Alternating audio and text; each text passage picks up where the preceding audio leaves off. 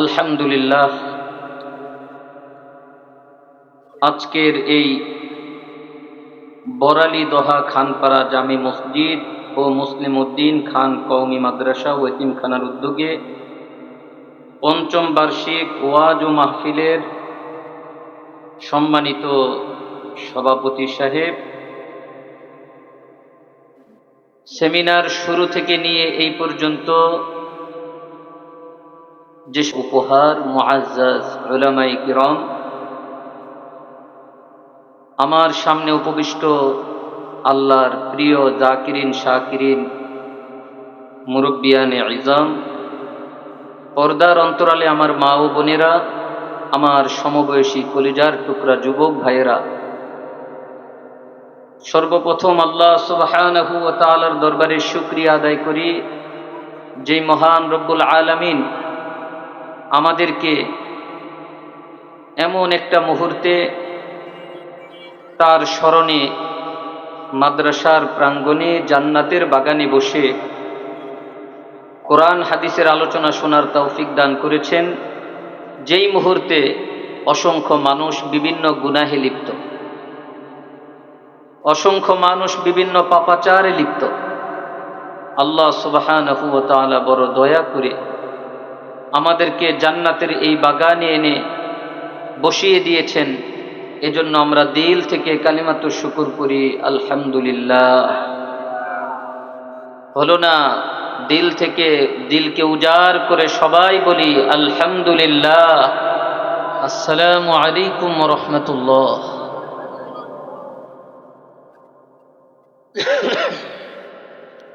আলহামদুলিল্লাহ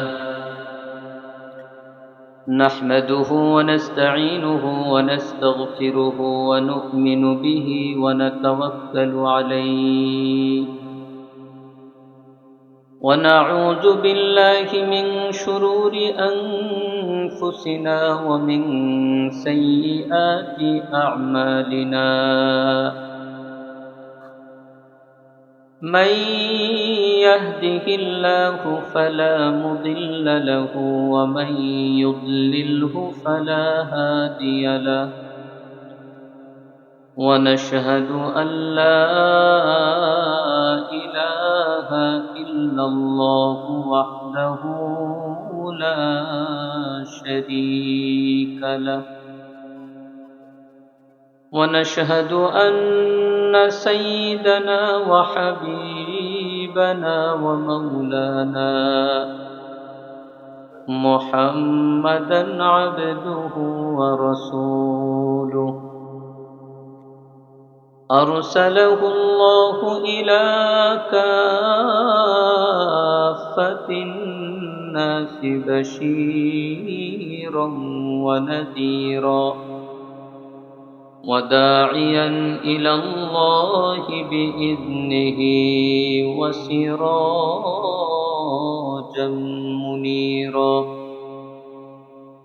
أما بعد فقد قال الله تبارك وتعالى في كلامه المجيد وفرقانه الحميد. সবাই পড়ি আউযু বিল্লাহি মিনাশ শাইতানির রাজীম। বিসমিল্লাহির রাহমানির রাহিম। تبارك الذي بيده الملك وهو على كل شيء قدير. الذي خلق الموت والحياة ليبلوكم أيكم أحسن عملا وهو العزيز الغفور. وعن أبي هريرة رضي الله تعالى عنه قال: قال رسول الله صلى الله عليه وسلم لا تقوم الساعة حتى لا يقال في الأرض الله الله أو كما قال النبي صلى الله عليه وسلم سبحانك لا علم لنا إلا ما علمتنا إنك أنت العليم الحكيم اللهم أرنا الحق حقا وارزقنا اتباعه وأرنا الباطل باطلا وارزقنا اجتنابه سبحان الله وبحمده عدد خلقه ورضا نفسه وزنة عرشه ومداد كلماته সবাই পড়ি সুবহানাল্লাহি ওয়া বিহামদিহি সুবহানাল্লাহিল আযীম সুবহানাল্লাহি ওয়া বিহামদিহি সুবহানাল্লাহিল আযীম সুবহানাল্লাহি ওয়া বিহামদিহি সুবহানাল্লাহিল আযীম মুহাব্বতের সহিত দুরুদে ইব্রাহিম পড়ি আল্লাহুম্মা সাল্লি আলা মুহাম্মাদিন ওয়া আলা আলি মুহাম্মাদ كما صليت على إبراهيم وعلى آل إبراهيم إنك حميد مجيد اللهم بارك على محمد وعلى آل محمد كما باركت على إبراهيم وعلى آل إبراهيم إنك حميد مجيد একটু কালিমা পড়ি লা ইলাহা ইল্লাল্লাহ লা ইলাহা ইল্লাল্লাহ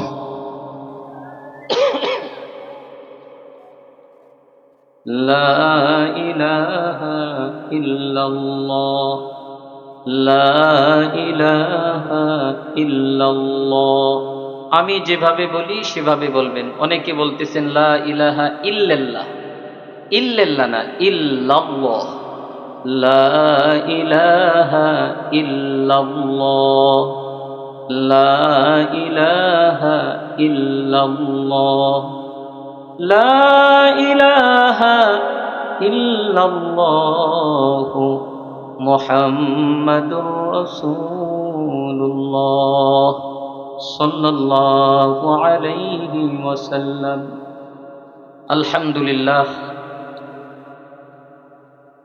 আজকের এই বরালি দোহা খানপাড়া জামি মসজিদ ও মুসলিম উদ্দিন খান কওমি মাদ্রাসা ও এতিমখানার উদ্যোগে পঞ্চম বার্ষিক ওয়াজ ও মাহফিলের সম্মানিত সভাপতি সাহেব, সেমিনার শুরু থেকে নিয়ে এই পর্যন্ত যে সকল জাতির শ্রেষ্ঠ সন্তান আল্লাহর পক্ষ থেকে বড় উপহার মুআজ্জাজ উলামায়ে কিরাম, আমার সামনে উপবিষ্ট আল্লাহর প্রিয় জাকিরিন শাকিরিন মুরব্বিয়ানে ইজাম, পর্দার অন্তরালে আমার মা ও বোনেরা, আমার সমবয়সী কলিজার টুকরা যুবক ভাইয়েরা, সর্বপ্রথম আল্লাহ সুবহানাহু ওয়া তাআলার দরবারে শুকরিয়া আদায় করি যে মহান রব্বুল আলামিন আমাদেরকে এমন একটা মুহূর্তে তার স্মরণে মাদ্রাসার প্রাঙ্গণে জান্নাতের বাগানে বসে কোরআন হাদিসের আলোচনা শোনার তৌফিক দান করেছেন, যেই মুহূর্তে অসংখ্য মানুষ বিভিন্ন গুনাহে লিপ্ত, অসংখ্য মানুষ বিভিন্ন পাপাচারে লিপ্ত। আল্লাহ সুবহানাহু ওয়া তাআলা বড় দয়া করে আমাদেরকে জান্নাতের এই বাগানে এনে বসিয়ে দিয়েছেন। এজন্য আমরা দিল থেকে কালিমাতুশ শুকর করি, আলহামদুলিল্লাহ। হলো না? দিল থেকে, দিলকে উজাড় করে সবাই বলি আলহামদুলিল্লাহ। আমার ভাইয়েরা, এই মাহফিল আজকে যে অনুষ্ঠিত হচ্ছে এটার পিছনে সবার মেহনত আছে না নাই? আপনাদের সবার মেহনত আছে, অনেক মেহনতের ফসল আজকের এই মাহফিল। এখন বলবেন হুজুর, এই মাহফিল করে লাভ কি? কি জন্য এই মাহফিল? এটা জানানোর জন্য আল্লাহর নবীর একটা হাদিস আমি আপনাদেরকে শোনাতে চাই। হযরত আবু বকর রাদিয়াল্লাহু তাআলা আনহুর সনদে হাদিসটি বর্ণিত। নবী করিম সাল্লাল্লাহু আলাইহি ওয়াসাল্লাম ইরশাদ করেন, উগদু আলিমান আও মুতাআল্লিমান আও মুস্তামিআন আও মুহিব্বান ওয়ালা তাকুনিল খামিস ফাতাহলিক ওয়াল খামিসাতু আন তুবগিদাল ইলমা ওয়া আহলাহু আও কামা ক্বালান নবিয়্যু সাল্লাল্লাহু আলাইহি ওয়াসাল্লাম। বিশ্বনবী সাল্লাল্লাহু আলাইহি ওয়াসাল্লাম ইরশাদ করেন, আমার উম্মতেরা শোনো, যদি সুযোগ থাকে সবাই আলেম হয়ে যাও, সবাই আলেম হও। কিন্তু সবার আলেম হওয়ার সুযোগ থাকবে না, এটাই স্বাভাবিক। যদি আলেম না হতে পারো আও মুতাআল্লিমান, তাহলে তুমি তালেবে ইলম হও, ছাত্র হয়ে যাও। কার ছাত্র? আলেমের ছাত্র, কোন ডাক্তার ইঞ্জিনিয়ারের ছাত্র না। আল্লাহর নবী বললেন উগদু আলিমান, যদি পারো আলেম হয়ে যাও। আও মুতাআল্লিমান, যদি আলেম না হতে পারো আলেমের ছাত্র হও। 3 নম্বরে নবীজি বলতেছেন ছাত্র হওয়ারও সুযোগ নাই। আও মুস্তামিআন, অথবা আলেমের কথা শ্রবণ করো। আমার ভাইয়েরা, এখানে অনেক ভাই আছেন, পর্দার অন্তরালে অনেক মা বোন আছেন যাদের আলেম হওয়ারও সুযোগ নাই, ছাত্র হওয়ারও সুযোগ নাই। তারা 3 নাম্বার কাতারে যেন থাকতে পারেন, সেজন্যই আজকের এই মাহফিল। সুবহানাল্লাহ বলে। আল্লাহর নবী বলছেন মুস্তামিআন, আলেমের কথা শ্রবণ করো। কার কথা? আলেমের কথা। আলেম, এই আলেমের কথা শোনানোর জন্যই এই মাহফিল। আমাদের সমাজে অনেক মানুষ আসে, বলবে যে মাহফিল করে লাভ কি? মাহফিল করে লাভ এটা, আল্লাহর নবী যে তার উম্মতকে বলেছেন আলেম হও, যদি না পারো ছাত্র হও, তাও যদি না পারো আলেমের কথা শ্রবণকারী হও। আলেমের কথা শুনে শুনে ওই অনুযায়ী জীবনটাকে গঠন করার চেষ্টা করো। সেই আপনাদেরকে মুস্তামিআন অর্থাৎ সামিঈন বানানোর জন্যই এই মাহফিলের ব্যবস্থা। এবার কথা হচ্ছে, হুজুর আমার তো আপনাদের মাহফিলে গিয়ে বয়ান শোনারও সুযোগ নাই, আমি অনেক দূরে আছি, কিভাবে বয়ান শুনবো, কিভাবে কথা শুনবো? আল্লাহর নবী 4 নম্বরের যেই সুযোগটা রাখলেন, নবীজি বললেন আও মুহিব্বান, তুমি আলেম হতে পারলা না, আলেমের ছাত্র হতে পারলা না, আলেমের কথা শোনারও সুযোগ পাইলা না। এবার 4 নম্বরে আসো, আও মুহিব্বান, তুমি আলেমকে ভালোবাসো। সুবহানাল্লাহ, আলেমকে ভালোবাসো। ওয়ালা তাকুনিল খামিস, 5 নম্বরে পড়ে যেও না। 5 নাম্বার কোনটা? আল্লাহ নবী ব্যাখ্যা করছেন, আন তুবগিদাল ইলমা ওয়া আহলাহু, ইলম এবং ইলমের ধারকদের সাথে অর্থাৎ আলেমদের সাথে বিদ্বেষ পোষণ করা। অর্থাৎ আলেম বিদ্বেষী হইও না। যদি আলেম না হতে পারো, ছাত্র হও, ছাত্র না হতে পারো, আলেমের কথা শোনো, তাও যদি না হতে পারো, শুনতে না পারো, তাহলে আলেমকে ভালোবাসো, মোহাব্বত করো, আলেমের পিছে লেগো না, আলেম বিদ্বেষী হইও না। আমার ভাইয়েরা জানতে চায়, আমাদের সমাজে অনেক মানুষ আছে যার নামাজ কাজা নাই, 5 ওয়াক্ত নামাজ পড়ে, রোজা রাখে, ঠিকঠাক মতো জাকাতও দেয়, কিন্তু আলেম বিদ্বেষী। এমন মানুষ আছে না নাই? চার দোকানে বসে, রাস্তায় হেঁটে হেঁটে, বাসা বাড়িতে, সব জায়গায় শুধু হুজুরদের সমালোচনা করে, সব দোষ হুজুরদের, তার কোনো দোষই নেই, সে ফেরেশতা। এমন বুজুর্গ আছে না নাই? আল্লাহর নবী বলেন, তুমি নামাজি হতে পারো, রোজাদার হতে পারো, হাজি হতে পারো, গাজী হতে পারো, তুমি যাকাত দিতে পারো, দানবীর হতে পারো, কিন্তু আলেমের সাথে, ইলমের সাথে বিদ্বেষ পোষণ করার কারণে তোমার ধ্বংস অনিবার্য। এমন একটা সময় আসবে তুমি ধ্বংস হয়ে যাবা, এই দুনিয়া আখিরাত দুটোটাই তোমার নষ্ট হয়ে যাবে। এজন্য আমার ভাইয়েরা, যদি পারি আলেম হব, না পারলে আলেমের ছাত্র হব, না পারলে আলেমের কথা শুনবো, না পারলে আলেমকে ভালোবাসবো, আলেম বিদ্বেষী হব না। রাজি আছেন তো? আল্লাহ তৌফিক দান করেন, আমিন। আমার ভাইয়েরা, আমি আপনাদেরকে 2টা আয়াত শুনিয়েছি, সূরা মুলকের প্রথম 2টা আয়াত। প্রথম আয়াতে আল্লাহ বলেন, তাবারাকাল্লাযী বিয়াদিহিল মুলক, তাবারাকাল্লাযী বিয়াদিহিল মুলক, ওই সত্তা বরকতময় যার হাতে সকল রাজত্ব, সকল ক্ষমতা। ওয়া হুয়া আলা কুল্লি শাইইন কাদির, যিনি সব বিষয়ে ক্ষমতাবান। আল্লাযী খলাকাল মাউতা, যিনি মৃত্যু সৃষ্টি করেছেন, ওয়াল হায়াতা, জীবন সৃষ্টি করেছেন। মৃত্যু সৃষ্টি করলেন, জীবন সৃষ্টি করলেন। আমার ভাইয়েরা জানতে চাই, মানুষ আগে মারা যায় নাকি আগে জীবন পেয়েছে? আপনি আগে মরে গেছেন নাকি আগে জীবন পেয়েছেন? বুঝে নাই কথা।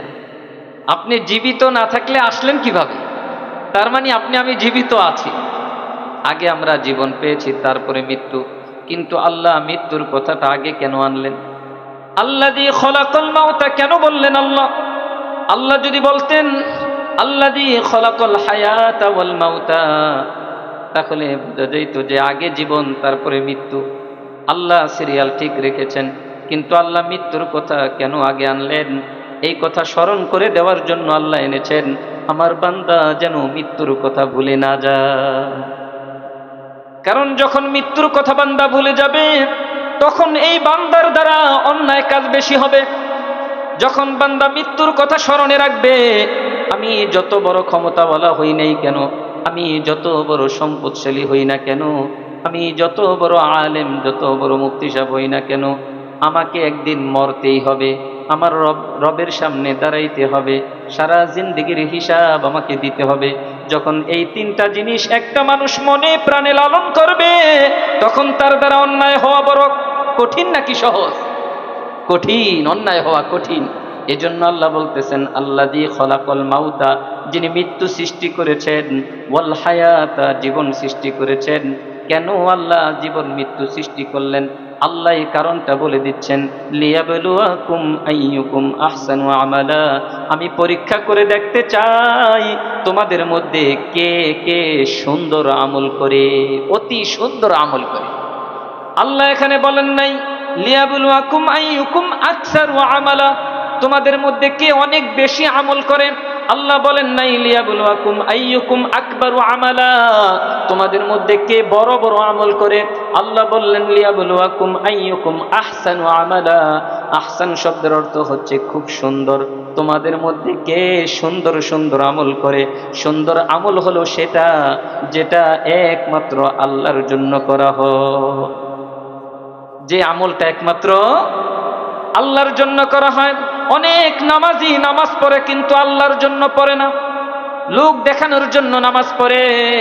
এজন্যই তো আল্লাহ বলেছেন ফাওয়াইলুল লিল মুসাল্লিন আল্লাযীনা হুম আন সালাতিহিম সাহুন আল্লাযীনা হুম ইউরাউন। ও সকল নামাজীদের জন্য ধ্বংস, আল্লাযীনা হুম আন সালাতিহিম সাহুন, যারা তাদের নামাজের ব্যাপারে বড় গাফেল উদাসীন। তারা নামাজ পড়ে কিন্তু আল্লাযীনা হুম ইউরাউন, নামাজ পড়ে মানুষকে দেখানোর জন্য। এজন্য আমার ভাইয়েরা, প্রত্যেকটা নেক আমল করতে হবে একমাত্র কাকে খুশি করার জন্য? আল্লাহকে খুশি করার জন্য। আপনি যদি আল্লাহকে খুশি করার জন্য ছোট্ট আমল করেন, এই আমলের সওয়াব, এই আমলের পুরস্কার আল্লাহ অনেক বড় পুরস্কার দিতে আল্লাহ পারেন। এটা আল্লাহর ইচ্ছা। কিন্তু আপনি যদি আল্লাহর জন্য না করেন, অনেক অনেক বড় আমল আপনি করলেন, অনেক বেশি আমল করলেন, কিন্তু সেটার মধ্যে রিয়া আছে, লৌকিকতা আছে, মানুষের শুহরত, মানুষের প্রশংসা কামানোর জন্য, মানুষকে সন্তুষ্ট করার জন্য আমল করলেন, আল্লাহ বলতেছেন বান্দারে তোমার এই আমল আমার দরকার না। এজন্য আল্লাহর নবী বলেন আমি তোমাদের জন্য যেই বিষয়টা সবচাইতে বেশি ভয় করি, ইন্না আখওয়াফা আলাইকুম, তোমাদের ব্যাপারে সবচাইতে বেশি ভয়ের বিষয় হচ্ছে আশিরকুল আসগর, ছোট শিরিক। তোমরা তো সরাসরি মূর্তি পূজা করবা না, তোমরা বলবা না যে আল্লাহ দুইজন, তোমরা এটা ঠিকই বলবা যে লা ইলাহা ইল্লাল্লাহ, আল্লাহ ছাড়া কোনো মাবুদ নাই, আল্লাহ একজন। কিন্তু তোমাদের মধ্যে অনেকেই ছোট শিরিক করবে। সাহাবায়ে কেরাম বললেন ইয়া রাসূলুল্লাহ, ছোট শিরিক কোনটা? আল্লাহর নবী বললেন আর রিয়াউ, ছোট শিরিক হচ্ছে রিয়া, লৌকিকতা, লোক দেখানো আমল। আমি রোজা রাখলাম, মানুষের কাছে বলে বেড়াইলাম আমি প্রত্যেক সোমবার বৃহস্পতিবার রোজা রাখি। আমি রোজা রাখলাম, মানুষকে বলে বেড়াইলাম আমি এবার 30টা রোজা সব রাখছি, একটাও ভাঙ্গি। আপনি রোজা রাখিছেন, এটা আল্লাহর বিধান, মানুষকে বলার কি দরকার? অনেকে তাহাজ্জুদ পড়ে দিনের বেলা বলে আজকে উঠছি 3টা বাজে। ভাই 3টা বাজে উঠে কি করছেন? বলে জানো না নামাজ পড়ছি 4 রাকাত। অর্থাৎ নামাজের কথা বলার জন্য সে বলছে আমি রাত্রে 3টায় উঠছি। আপনি রাত্রে 3টায় উঠছেন নাকি 2টায় উঠছেন না 4টায় উঠেছেন, এটা কাউকে বলার দরকার নাই। কারণ এই ইবাদত আপনি করেছেন কার জন্য? আল্লাহর জন্য। যার জন্য আপনি করেছেন তিনি ঠিকই দেখেছেন। আল্লাহু বাসীরুম বিল ইবাদ, আল্লাহ বান্দাকে সব সময় দেখেন।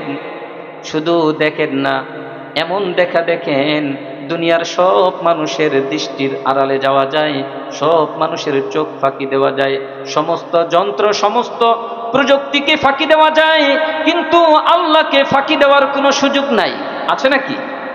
এজন্য আমার ভাইয়েরা, আপনি যেই আমল করেছেন এটা কাউকে বলার দরকার নাই। কারণ এই আমল কার জন্য করেছি? আল্লাহর জন্য। যত গোপন রাখবেন সেটা হবে আহসানু আমালা, সবচাইতে সুন্দর আমল। সুন্দর সুন্দর, আল্লাহ সুন্দর আমল চান। আল্লাহ বড় বড় আমল, অনেক বেশি আমল, এটা আল্লাহর পছন্দ, কিন্তু যদি সেটা ইখলাসের সাথে হয়। কিন্তু আমার ভাইয়েরা, আল্লাহর যেটা দরকার সেটা হচ্ছে সুন্দর আমল, ইখলাসের সহিত আমল। আমরা সমস্ত আমল কিসের সাথে করব? ইখলাসের সাথে। ইখলাস মানে কি? একনিষ্ঠতা, একমাত্র আল্লাহর জন্য করব। আল্লাহ তৌফিক দান করেন, আমিন। আমার ভাইয়েরা, তাহলে বুঝে থাকলে বলেন এই মাহফিলটা কিসের জন্য? আপনাদেরকে মুস্তামিআন, আলেমের কথা শ্রবণ করো, এই কাতারে আনার জন্যই মাহফিল। এই কাতারে আনার জন্যই মাহফিল। কারণ এই কাতারে যদি আমরা না থাকতে পারি তাহলে আমরা তো সফল হতে পারবো না। আপনি তো আর ঈশা মাদ্রাসায় ক্লাস করার সুযোগ আপনার নাই।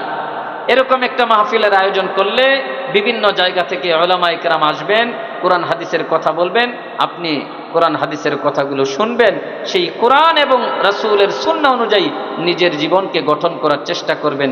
এজন্যই এই মাহফিলের আয়োজন। আল্লাহ যেন এই মাহফিলকে কবুল করেন, সকলে বলি আমিন। আমার ভাইয়েরা, এই মাহফিলের আয়োজনটা আপনারা করেছেন, সাথে সাথে এই মাহফিল আজকে যেখানে হচ্ছে সেই মাদ্রাসাটার নাম কি? মুসলিম উদ্দিন খান কওমি মাদ্রাসা, নাকি? এখন আমি এখন যে বিষয়টা আলোচনা করব সেটা হচ্ছে মাদ্রাসার দরকার কি। প্রথম আলোচনা করলাম মাহফিলের কি প্রয়োজন, এটা তো বুঝছেন, মাহফিল কেন ব্যবস্থা করা হলো। এবার মাদ্রাসার দরকার কি। অনেক মানুষ আছে স্কুল হইলে তার অ্যালার্জি নাই, কোনো সমস্যা নাই, গানের আসর হইলেও সমস্যা নাই, মাদ্রাসা হইলেই তার ঘুম নাই, অ্যালার্জি শুরু, মাদ্রাসা নিয়ে চুলকানি আছে না নাই। আমার ভাইয়েরা, এই মাদ্রাসা যদি না থাকে তাহলে আমাদের ক্ষতি কি, আর থাকলে লাভ কি, বোঝা দরকার আছে না নাই। আল্লাহর নবী বিশ্ব নবী মুহাম্মদুর রাসূলুল্লাহ সাল্লাল্লাহু আলাইহি ওয়াসাল্লামের একটা হাদিস, হযরত আবু হুরায়রা রাদিয়াল্লাহু তাআলা আনহুর সনদে হাদিসটি বর্ণিত। নবীজি বলেন, লা তাকুমুস সাআহ হাত্তা লা ইউকালা ফিল আরদি আল্লাহ আল্লাহ। এই জমিনে আল্লাহ আল্লাহ বলনেওয়ালা একজন থাকা পর্যন্ত আল্লাহ এই পৃথিবী, এই দুনিয়া ধ্বংস করবেন না। সুবহানাল্লাহ বলে। আমার ভাইয়েরা, তাহলে একজন শিল্পপতি তার শিল্প প্রতিষ্ঠান চালাচ্ছে আল্লাহ আল্লাহ বলনেওয়ালা ব্যক্তির কারণে, ঠিক কিনা। একজন কৃষক তার ক্ষেত খামারে ফসল ফলাচ্ছে আল্লাহ আল্লাহ বলনেওয়ালা ব্যক্তির উসিলায়। একজন চিকিৎসক, একজন ইঞ্জিনিয়ার, একজন ব্যবসায়ী, সবাই সবার কাজকর্মে বহাল তবিয়তে আছে আল্লাহ আল্লাহ বলনেওয়ালা ব্যক্তির উসিলায়। এটাই তো আল্লাহ নবী বললেন, যখন আল্লাহ আল্লাহ বলনেওয়ালা কেউ না থাকবে তখন আল্লাহ এক সেকেন্ডের জন্য এই পৃথিবী আর রাখবেন না। তাহলে আমার ভাইয়েরা, এখন কথা হচ্ছে আল্লাহ আল্লাহ বলনেওয়ালা মানুষগুলো কোথায় তৈরি হয় বলেন তো, কোথায় তৈরি হয়? এই মাদ্রাসায় তৈরি হয়। মাদ্রাসায় আসার পরেই তো আলিফ শেখানো হয়, মাদ্রাসায় আসার পরেই তো বিসমিল্লাহ শেখানো হয়, মাদ্রাসার মধ্যে আলহামদুলিল্লাহ শেখানো হয়, মাদ্রাসার মধ্যে আলিফ লাম মিম শেখানো হয়, মাদ্রাসার মধ্যে শেখানো হয় ক্বালা রাসূলুল্লাহ সাল্লাল্লাহু আলাইহি ওয়াসাল্লাম। আমার ভাইয়েরা, তাহলে এই পৃথিবীটা যদি টিকে থাকে একমাত্র আল্লাহ আল্লাহ বলনেওয়ালা ব্যক্তিদের উসিলায় আছে। আর এই আল্লাহ আল্লাহ বলনেওয়ালা ব্যক্তি তৈরি হয় এই মাদ্রাসাগুলোতে। আজকে যদি মাদ্রাসা বন্ধ হয়ে যায়, আলেম তৈরি হওয়া বন্ধ হয়ে যায়, আপনারা যারা আল্লাহ আল্লাহ বলনেওয়ালা আছেন, এক সময় আমরা সবাই চলে যাব, পরবর্তী প্রজন্ম যেটা থাকবে সেটা হবে নাস্তিক, ঠিক কিনা। এজন্য আমার ভাইয়েরা, আপনাদেরকে একটা হাদিস শোনাইতে চাই। হাদিসটা যদিও লম্বা, খুব মজার একটা হাদিস। হযরত কাসির ইবনে কায়েস রাহমাতুল্লাহি আলাইহি সনদে হাদিসটি বর্ণিত। হাদিসের বর্ণনাকারী হযরত আবু দারদা রাদিয়াল্লাহু তাআলা আনহু। আন কাসির ইবনে কায়েস রাহমাতুল্লাহি আলাইহি قال كنت جالسا عند ابي الدرداء في مسجد دمشق। কাসির ইবনে কায়েস রাহমাতুল্লাহি আলাইহি বলেন, আমি আবু দারদা রাদিয়াল্লাহু তাআলা আনহুর কাছে বসা ছিলাম দামেস্কের মসজিদে। ফাআতা রাজুলুন, হঠাৎ এক ব্যক্তি আসলো। ব্যক্তি এসে বলতেছে, আতাইতুকা মিনাল মাদিনাতি মাদিনাতি রাসূলিল্লাহি সাল্লাল্লাহু আলাইহি ওয়াসাল্লাম। আবু দারদা, আমি তোমার কাছে আসছি নবীজির মদিনা, মদিনাতুল মুনাওয়ারা থেকে। আপনারা আশ্চর্য হয়ে যাবেন, মদিনা আর দামেস্কের দূরত্ব হলো ১৫০০ মাইলের থেকে বেশি। সুবহানাল্লাহ বলে। কয় মাইল? ১৫০০-এর উপরে। বলতেছেন, আমি রাসূলের মদিনা, মদিনাতুল মুনাওয়ারা থেকে তোমার কাছে আসছি লিহাদিসিন, একটা হাদিস শিখার জন্য। বালাগানি আন্নাকা তুহাদ্দিসু বিহি আনিন নবী সাল্লাল্লাহু আলাইহি ওয়াসাল্লাম, আমার কাছে এই সংবাদটা পৌঁছেছে তুমি এই হাদিসটা নবীজির থেকে বর্ণনা করেছো। ফাকালা আবু দারদা, এবার আবু দারদা রাদিয়াল্লাহু তাআলা আনহু আগন্তুককে পাল্টা প্রশ্ন করলেন। তিনি বললেন, ফামা জাআ বিকা তিজারাতুন, তুমি কি কোনো ব্যবসার উদ্দেশ্যে আসো নাই? ক্বালা লা, ওই ব্যক্তি বলল, না, আমি কোনো ব্যবসার উদ্দেশ্যে আসি নাই। আবার প্রশ্ন করলেন, ওয়ালা জাআ বিকা গায়রুহু, ব্যবসা ছাড়া অন্য কোনো উদ্দেশ্য তোমার নাই? ওই ব্যক্তি বলল, লা, না, আমার ব্যবসার উদ্দেশ্যও নাই, অন্য কোনো উদ্দেশ্যও নাই, একমাত্র একটা হাদিস শোনার জন্য ১৫০০ দূরত্বের জায়গা থেকে আপনার কাছে আসছি। এবার আবু দারদা রাদিয়াল্লাহু তাআলা আনহু বললেন, ফাকালা আবু দারদা, সামি'তু রাসূলুল্লাহি সাল্লাল্লাহু আলাইহি ওয়াসাল্লাম ইয়াকুল, আমি রাসূলুল্লাহ সাল্লাল্লাহু আলাইহি ওয়াসাল্লামকে বলতে শুনেছি, মান সালাকা তরিকান ইয়ালতামিসু ফীহি ইলমান সাহহালাল্লাহু লাহু তরিকান ইলাল জান্নাহ, যেই ব্যক্তি ইলমে দ্বীন অন্বেষণের কোন পথ অবলম্বন করে, ইলমে দ্বীন অন্বেষণের জন্য কোন পথ পন্থা অবলম্বন করে, আল্লাহ সুবহানাহু ওয়া তাআলা তার জন্য জান্নাতের পথ সহজ করে দেয়। আমার ভাইয়েরা, জান্নাতের পথ সহজ করে দেন কার জন্য? ইলমে দ্বীন শিখার জন্য যে বের হয় তার জন্য। এবার দেখেন তারপরে কি বলতেছেন, ওয়া ইন্নাল মালাইকাতা লাতাদউ আজনিহাতাহা রিদান লিতালিবিল ইলমি, আর ফেরেশতাগণ এই ইলমে দ্বীন অন্বেষণকারী তালিবে ইলমের সম্মানার্থে তাদের নূরের পাখাগুলো এই তালিবে ইলমের পায়ের নিচে বিছিয়ে দেয়। তারপরে নবী বলতেছেন, ওয়া ইন্না তালিবাল ইলমি ইয়াস্তাগফিরু লাহু মান ফিস সামাওয়াতি ওয়াল আরদ, এই তালিবে ইলমের জন্য আসমান এবং জমিনে যত প্রাণী আছে সব কিছু এই তালিবে ইলম ইলমে দ্বীন অন্বেষণকারীর জন্য দোয়া করতে থাকে। কিসের দোয়া? মাগফিরাতের দোয়া। ওয়া ইন্না তালিবাল ইলমি ইয়াস্তাগফিরু লাহু, তার জন্য ইস্তিগফার করতে থাকে। এই তালিবে ইলমের ভুল হয়ে যায়, কারণ সে মানুষ, ভুল হতেই পারে। ফেরেশতারা তার জন্য দোয়া করে, সমস্ত মাখলুক তার জন্য দোয়া করে, আল্লাহ তাকে আপনি মাফ করে দেন। সুবহানাল্লাহ বলে। আর কি? আল্লাহর নবী বলেন, হাত্তাল হিতানি ফিল মা, এমনকি পানির মধ্যে যেই মাছ আছে ওই মাছ পর্যন্ত তালিবে ইলমের জন্য দোয়া করে।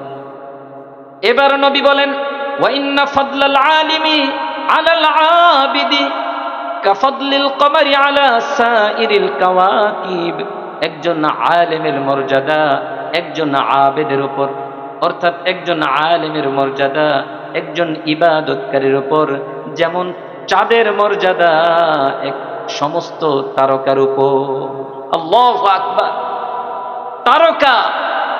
তারকার উপর চাঁদের মর্যাদা যেমন, আলেমের মর্যাদা আবেদের উপর তেমন। এবার দেখেন নবীজি কি বলতেছেন, ইন্নাল উলামা, হাদিস এখনো শেষ হয় নাই, ইন্নাল উলামা হুম ওয়ারাসাতুল আম্বিয়া, নিশ্চয়ই আলেমগণ হচ্ছেন নবীদের ওয়ারিস। সুবহানাল্লাহ বলবেন না? এখন প্রশ্ন করতেছে, ভিতরে প্রশ্ন আসতেছে, হুজুর নবীজি আলেমদেরকে কি কি দিয়া গেছে? কয় লাখ টাকা দিল, কয় মন স্বর্ণ দিল? আল্লাহর নবী বলছেন, ওয়া ইন্নাল আম্বিয়া লাম ইউরিসু দিনারা ওয়ালা দিরহামা, নবীগণ আলেমদেরকে কোনো টাকা পয়সা স্বর্ণ রূপার ওয়ারিস বানান নাই। ইন্নামা ওয়ারাসুল ইলম, নবীগণ তাদেরকে ওয়ারিস বানিয়েছেন ইলমে ওয়াহী, ইলমে ওয়াহীর ওয়ারিস বানিয়েছেন। ফামান আখাযাহু আখাযা বিহাজ্জিন ওয়াফির, যেই ব্যক্তি ইলমে দ্বীন, যেই ব্যক্তি ইলমে ওয়াহী অর্জন করলো, ফামান আখাযাহু আখাযা বিহাজ্জিন ওয়াফির, সে অনেক বড়, আল্লাহর বড় একটা নিয়ামত, আল্লাহর নিয়ামতের অনেক বড় একটা অংশ সে অর্জন করে ফেললো। সুবহানাল্লাহ। এবার আমার ভাইয়েরা, আপনাদেরকে হাদিসটা আমি একটু বুঝাই। কথা হচ্ছে, আল্লাহর নবী বললেন, ফেরেশতারা তাদের পায়ের নিচে নূরের পর বিছিয়ে দেন। সমস্ত মাখলুক তাদের জন্য দোয়া করেন। হাদিসটা আপনারা সবাই শুনেছেন কম বেশি, কিন্তু এভাবে ব্যাখ্যাটা হয়তো সবাই শুনেন নাই। আজকে মনোযোগ দিয়ে শুনবেন, মনোযোগ দিয়ে শুনবেন তো। আচ্ছা, ফেরেশতারা কেন তাদের পাখা বিছিয়ে দেয়? এটার কারণ কি?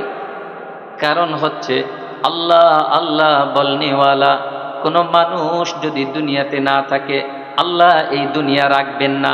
দুনিয়া যদি না থাকে, ফেরেশতাদের ডিউটিও থাকবে না, ঠিক কিনা? এজন্য আল্লাহ আল্লাহ বলনেওয়ালা মানুষগুলো তৈরি হয় কোথায়? মাদ্রাসায়। তালেবে ইলম, যে কোরআনের ছাত্র। কারণ আপনি কালিমাটা সহি করে শিখেছেন, আপনি খুঁজতে খুঁজতে গিয়ে দেখবেন কোনো আলেম থেকে আপনি সহি শুদ্ধ করে শিখেছেন। আর যদি আপনি আপনার মা বাবা থেকে শিখে থাকেন, আপনি খুঁজতে খুঁজতে গিয়ে দেখবেন আপনার মা বাবা কোনো আলেম থেকে শিখেছে। এজন্য আমার ভাইয়েরা, ফেরেশতারা কেন তাদের নূরের পাখা বিছিয়ে দেয়? এই তালেবে ইলমের পায়ের নিচে, যেই তালেবে ইলমকে দুনিয়াতে কেউ সম্মান করে না। বলে আরে ও মাদ্রাসার ছাত্র, ও কি করবে? ও তো না খায়া থাকবে। নাউজুবিল্লাহ বলেন। কোন আলেম না খায় রইছে? আলেম শুধু খায় না, আলেম সম্মানের রিজিক খায়। কি বলেন? আলেম কি খায়? সম্মানের রিজিক খায়।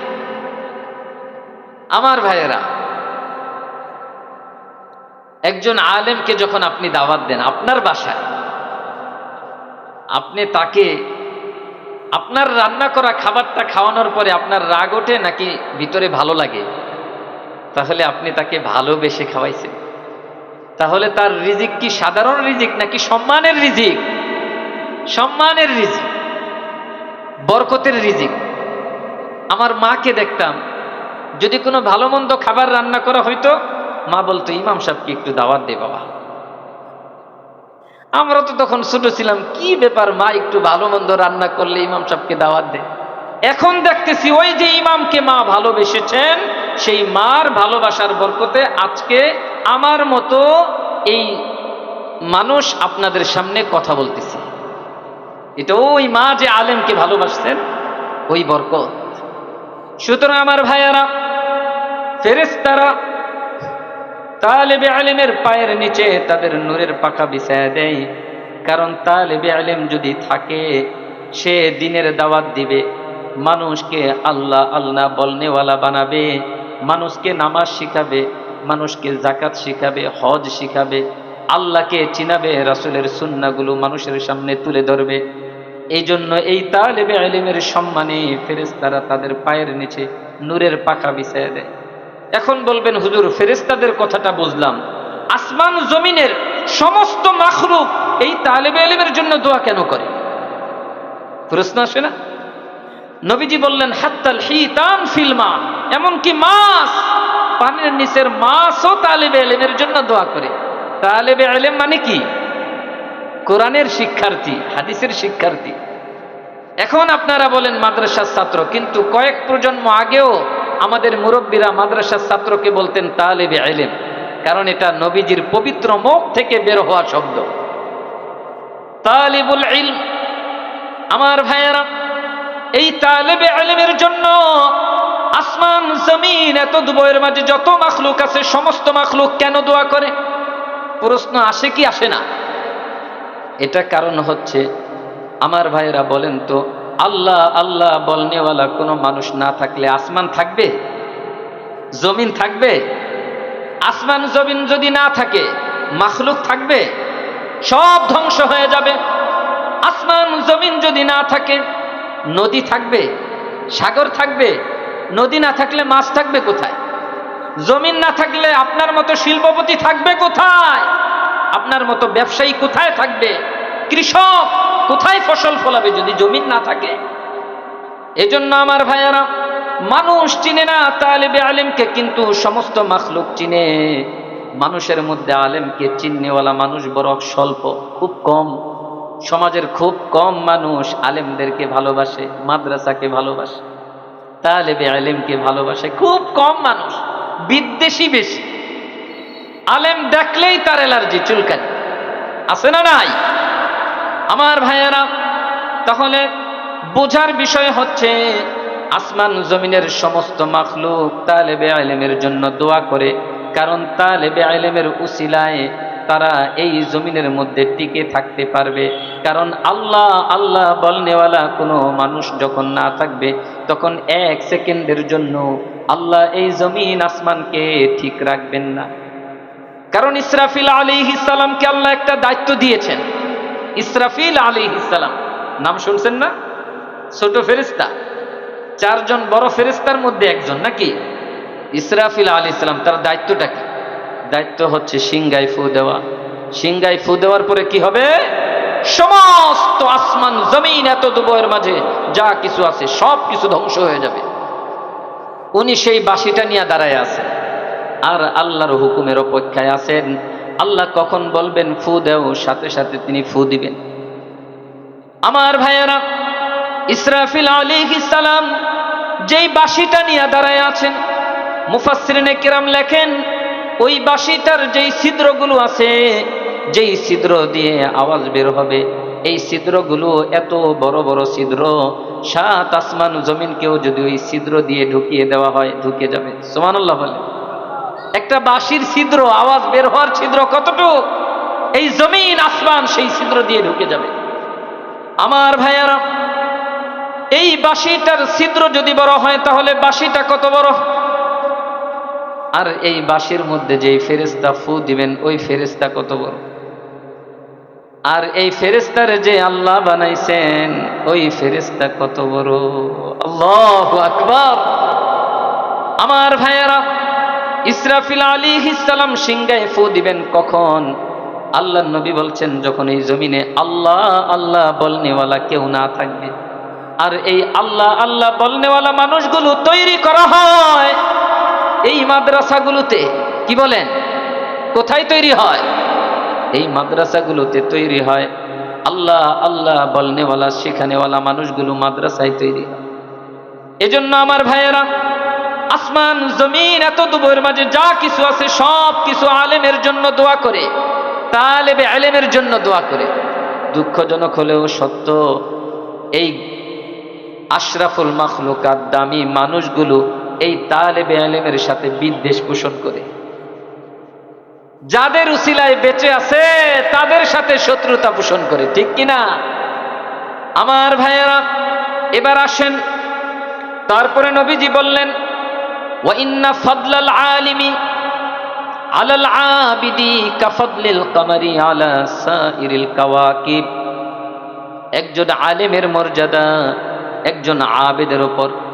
আবেদ কাকে বলে? আবেদ যে 5 ওয়াক্ত নামাজ জামাতের সাথে পড়ে, রমজানের রোজাগুলো ঠিকঠাক ভাবে রাখে, আল্লাহ যদি তাকে সম্পদ দিয়ে থাকেন হিসাব করে যাকাত দেয়, আল্লাহ যদি তাকে সম্পদ দিয়ে থাকেন সে হজ করে, এই মানুষগুলোকে বলা হয় আবেদ। যারা হালাল হারাম মেনে চলে এই মানুষগুলোকে বলা হয় আবেদ। এরকম আবেদ ইবাদতকারীর উপর একজন আলেমের মর্যাদা সমস্ত নক্ষত্রের উপর চন্দ্রের মর্যাদা। যেমন আলেমের টাকা না থাকতে পারে, আলেমের পয়সা না থাকতে পারে, আলেমের বংশীয় মর্যাদা না থাকতে পারে, আলেমের গাড়ি বাড়ি না থাকতে পারে, আলেম খুব ক্ষমতাশালী না হইতে পারেন, কিন্তু আলেমের মর্যাদা আল্লাহর কাছে আছে না? না। এজন্য সন্তানকে আলেম বানাবেন তো কে কে বানাবেন? যারা হাত তোলেন নাই তাদের সন্তান হওয়ার আর আশা নাই। আশা না থাকলে নাতিপুতি দিবেন। রাজি আছেন তো? আল্লাহ কবুল করেন, আমিন। নাতিপুতিও যদি না থাকে তাহলে মাদ্রাসায় অনুদান দিবেন। গরিব এতিম অসহায় ছাত্র ছাত্রীরা আপনার পয়সায় তারা ইলমে দ্বীন শিখবে। আপনি এই ইলমে দ্বীন শিখার একটা সওয়াব অটো আপনার আমলনামায় যাইতে থাকবে। সুবহানাল্লাহ বলেন।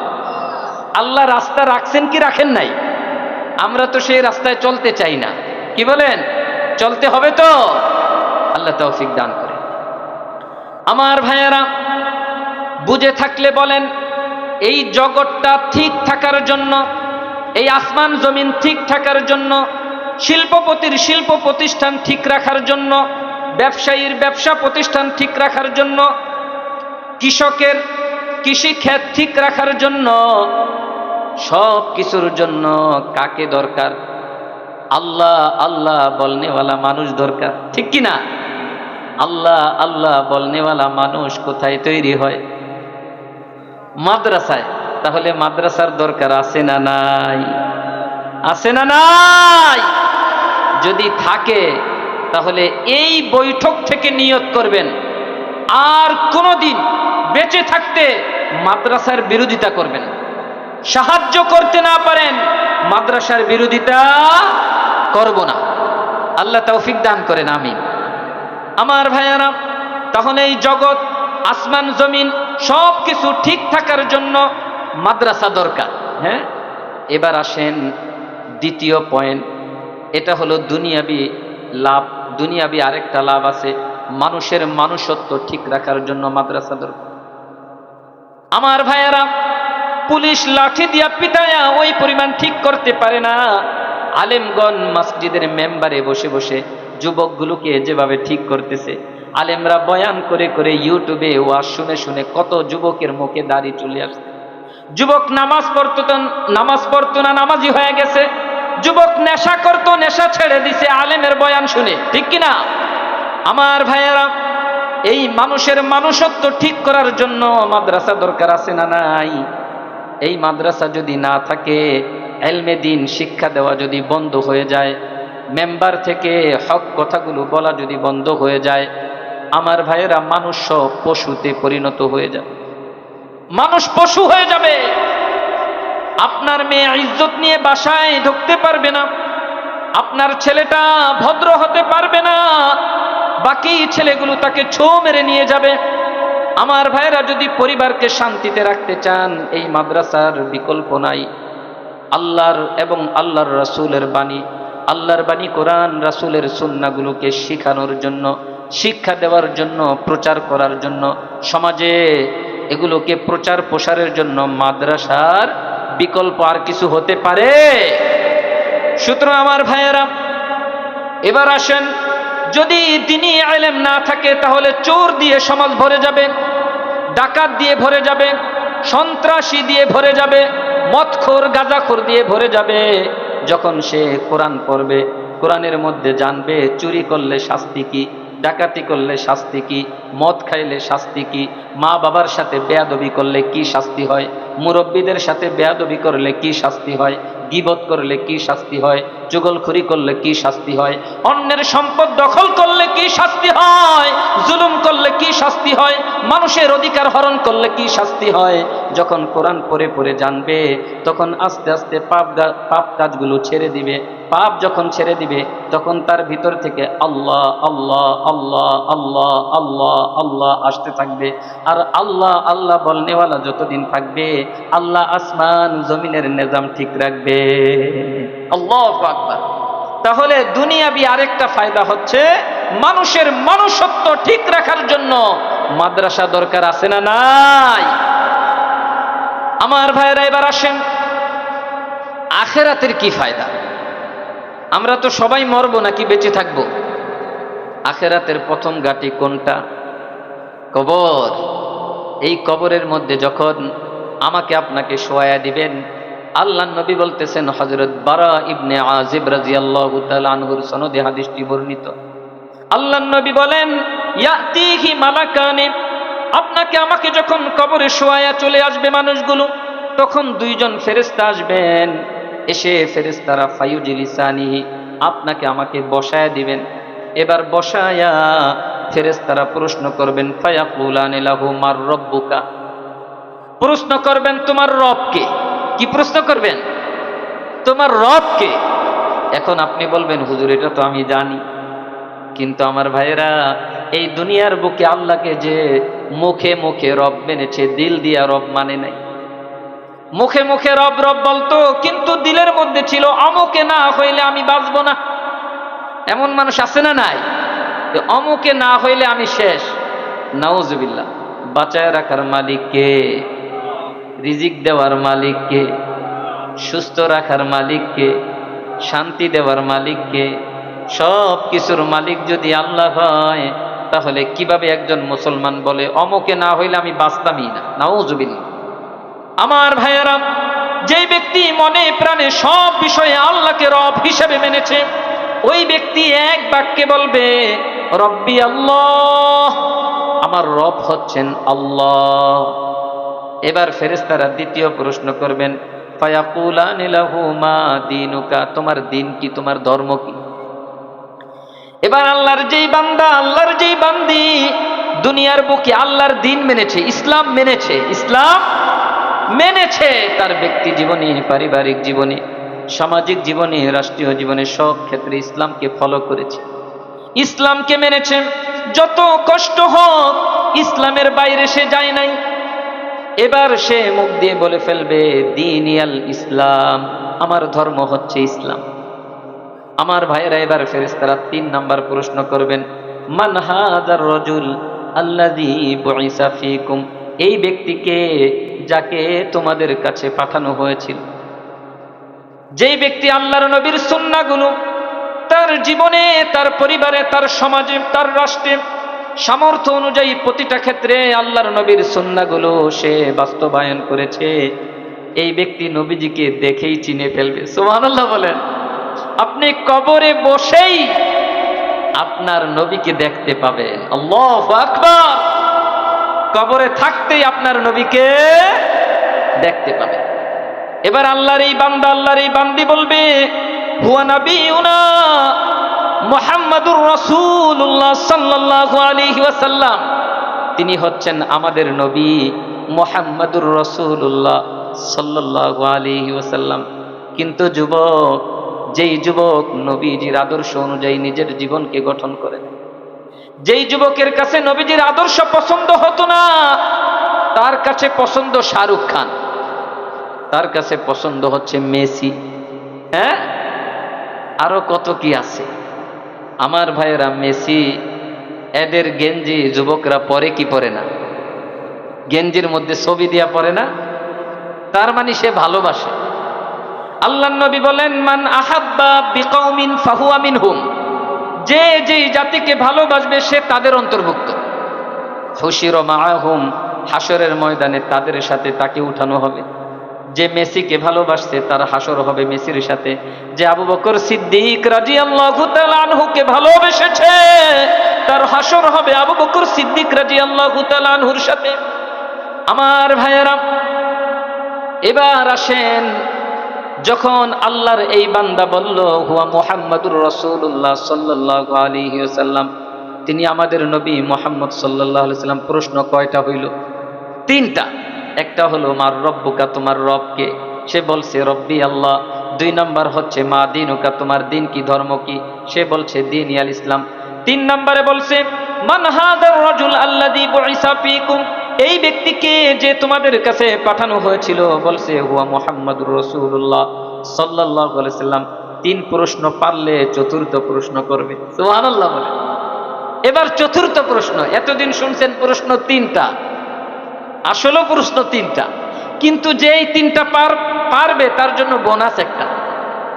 এবার ফেরেশতারা প্রশ্ন করবেন ফায়াকুলানি লাহু ওমা ইউদরিকা, এটা আমার কথা নয়, এটা নবীজির কথা। আমার ভাইয়েরা, ফেরেশতারা 4র্থ প্রশ্ন করবে তুমি এগুলো কোথার থেকে জেনেছো?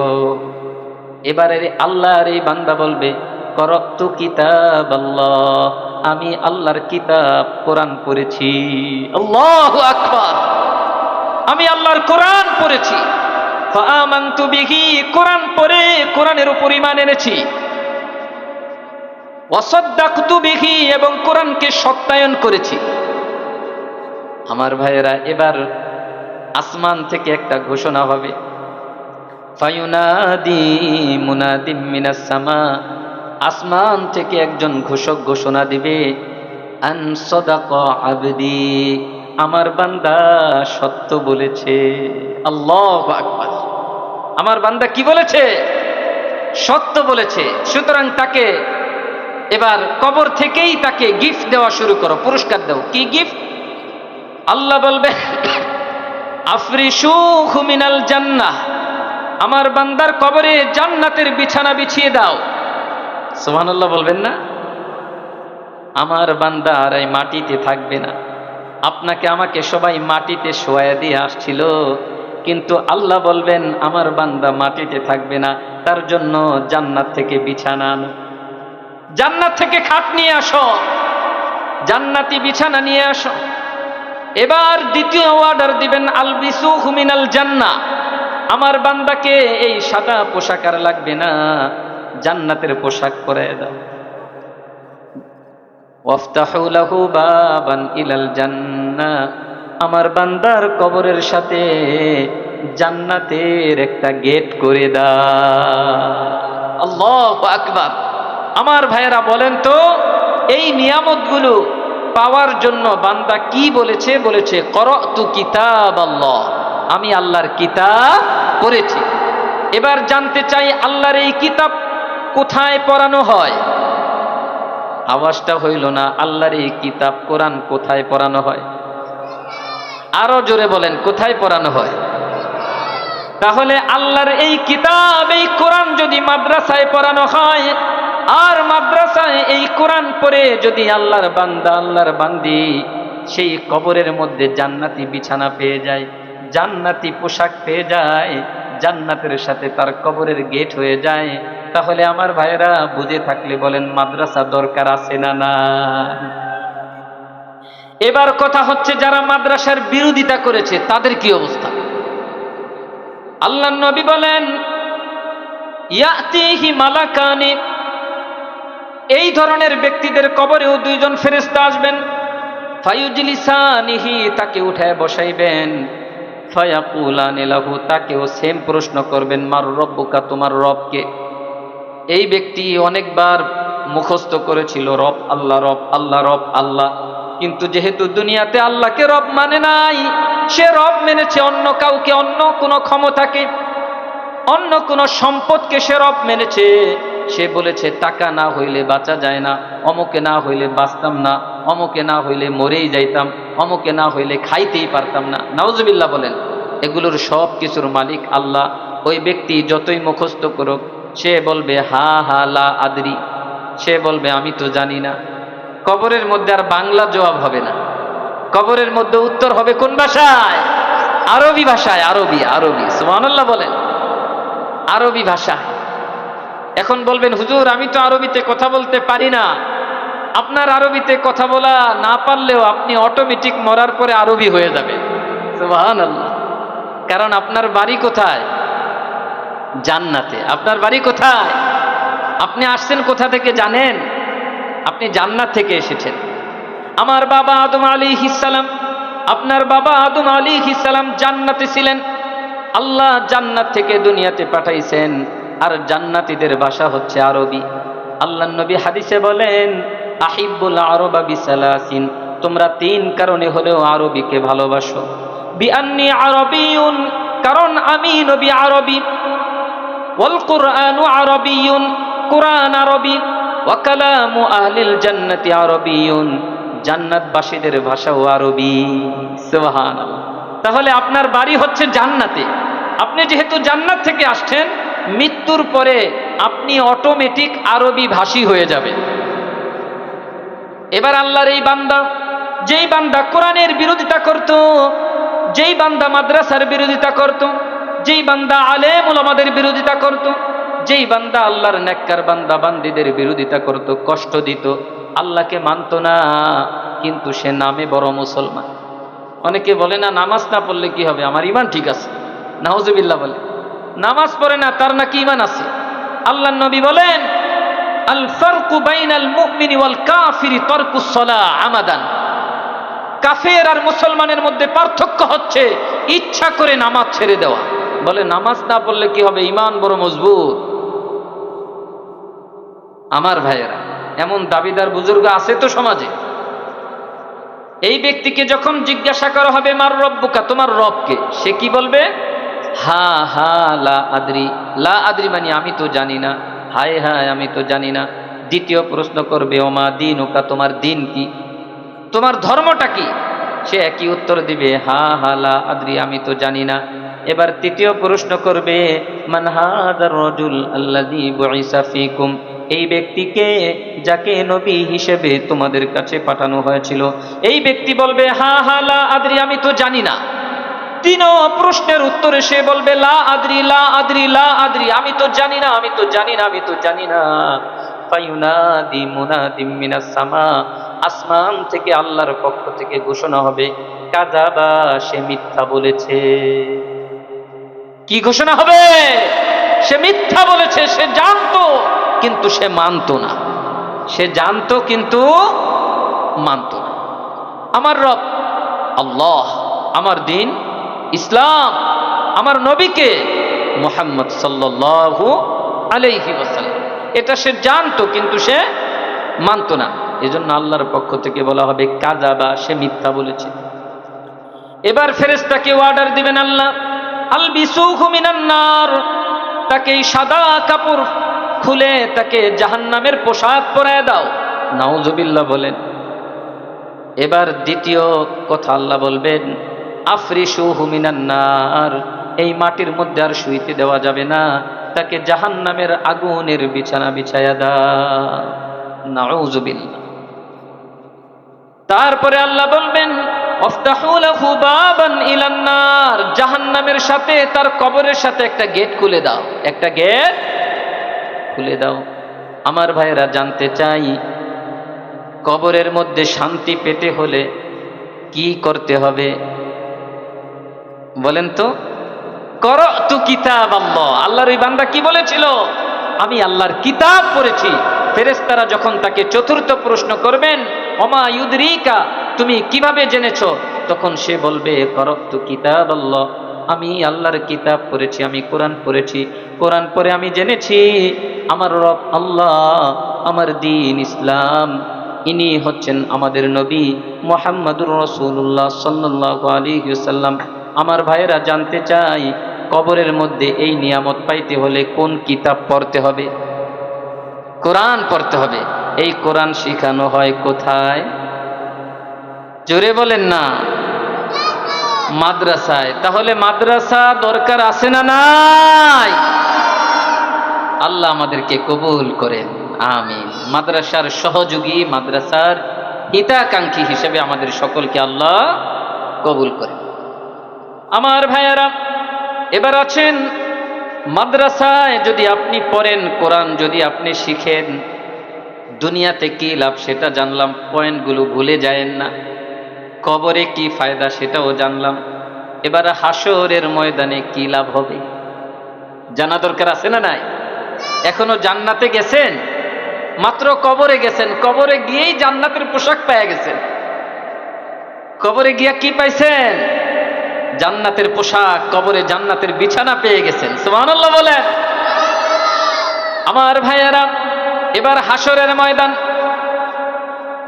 হযরতে আব্দুল্লাহ ইবনে আমর রাদিয়াল্লাহু তাআলা আনহুর সনদে হাদিসটি বর্ণিত।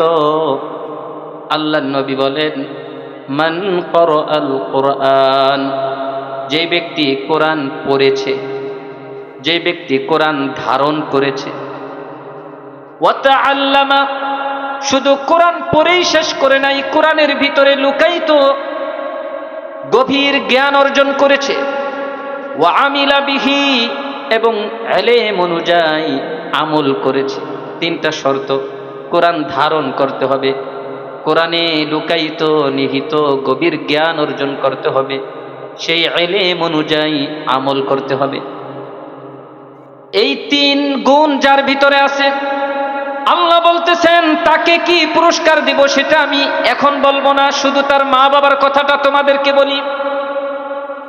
আল্লাহর নবী বলেন ইউলবাসু ওয়ালিদাহু তাজাম মিন নূরিন, এই কোরআনের ধারক বাহকের মা বাবাকে নূরের একটা মুকুট আল্লাহ পরাবেন কিয়ামতের ময়দানে। সুবহানাল্লাহ বলেন। এখন বলতেছেন হুজুর নূরের মুকুটটা কেমন হবে? আল্লাহর নবী বলতেছেন জুউহু মিসলুশ শামসি, এই নূরের মুকুটের আলোটা হবে সূর্যের আলোর মতো।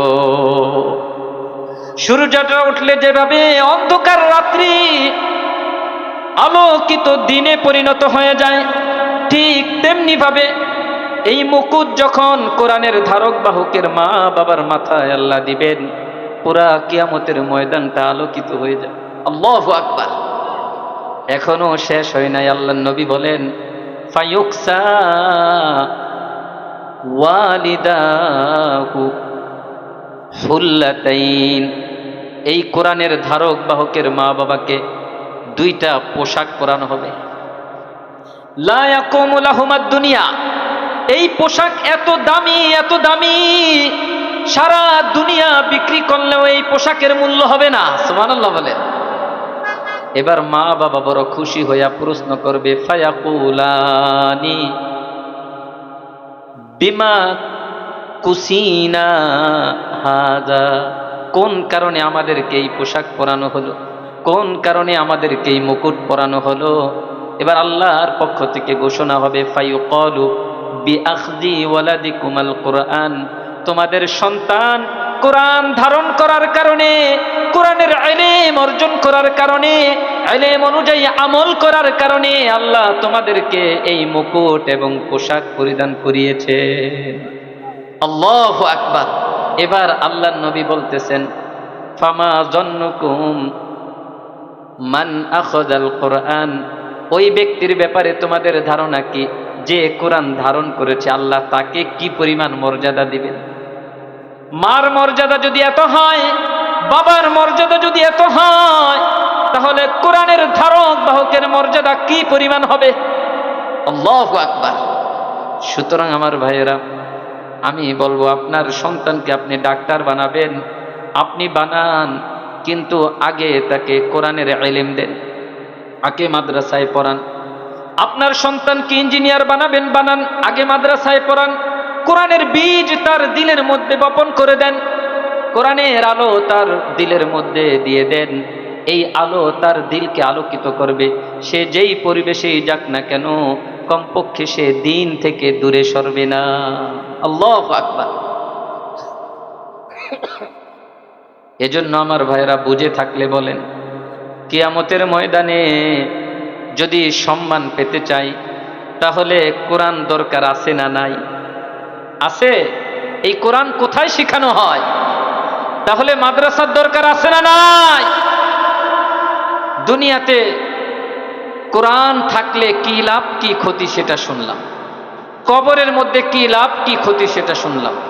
এবার হাসরের ময়দান, হ্যাঁ, এখন হচ্ছে জান্নাত। জান্নাতের ব্যাপারে আল্লাহর নবীর একটা হাদিস আপনাদেরকে শোনাইতে চাই। আল্লাহর নবী বলেন, ইউকালু লি সাহিবিল কুরআন, কোরআনের ধারক বাহককে আল্লাহ বলবেন, ইকরা ওয়ারতাকি, তুমি পড়তে থাকো আর উঠতে থাকো। ওয়ারতিল, ধীরে ধীরে পড়তে থাকো। হাফেজরা দেখবেন খুব সুন্দর করে ধীরে ধীরে কোরআন তেলাওয়াত করতে থাকে, আলেমরা দেখবেন খুব সুন্দর করে কোরআন তেলাওয়াত করে। আল্লাহ বলবেন, ইকরা, তুমি পড়ো, ওয়ারতাকি ওয়ারতিল, তুমি ধীরে ধীরে পড়ো আর উঠতে থাকো। কামা কুনতা তুরাত্তিলু ফিদ দুনিয়া, যেমনি ভাবে তুমি দুনিয়াতে পড়তা। আল্লাহু আকবার। দুনিয়াতে যেমন তুমি পড়তা, তার মানে হচ্ছে দুনিয়াতে যে পড়ে না সেই মর্যাদা পাবে না। আল্লাহ বললেন, আল্লাহর নবীকে দিয়ে আল্লাহ বলাইলেন, কারণ মুহাদ্দিস হারগিজ না গুফতা, তা না গুফতা মুস্তাফা, মুস্তাফা হারগিজ না গুফতা, তা না গুফতা জিবরাইল, জিবরাইল হারগিজ না গুফতা, তা না গুফতা রব্বে জলিল। মুহাদ্দিস সাহেব ততক্ষণ পর্যন্ত হাদিস বলতেন না যতক্ষণ পর্যন্ত মুস্তাফা সাল্লাল্লাহু আলাইহি সাল্লাম না বলেছেন। মুস্তাফা সাল্লাল্লাহু আলাইহি সাল্লাম ততক্ষণ বলতেন না যতক্ষণ পর্যন্ত জিবরিল আলাইহিস সালাম না বলেছেন।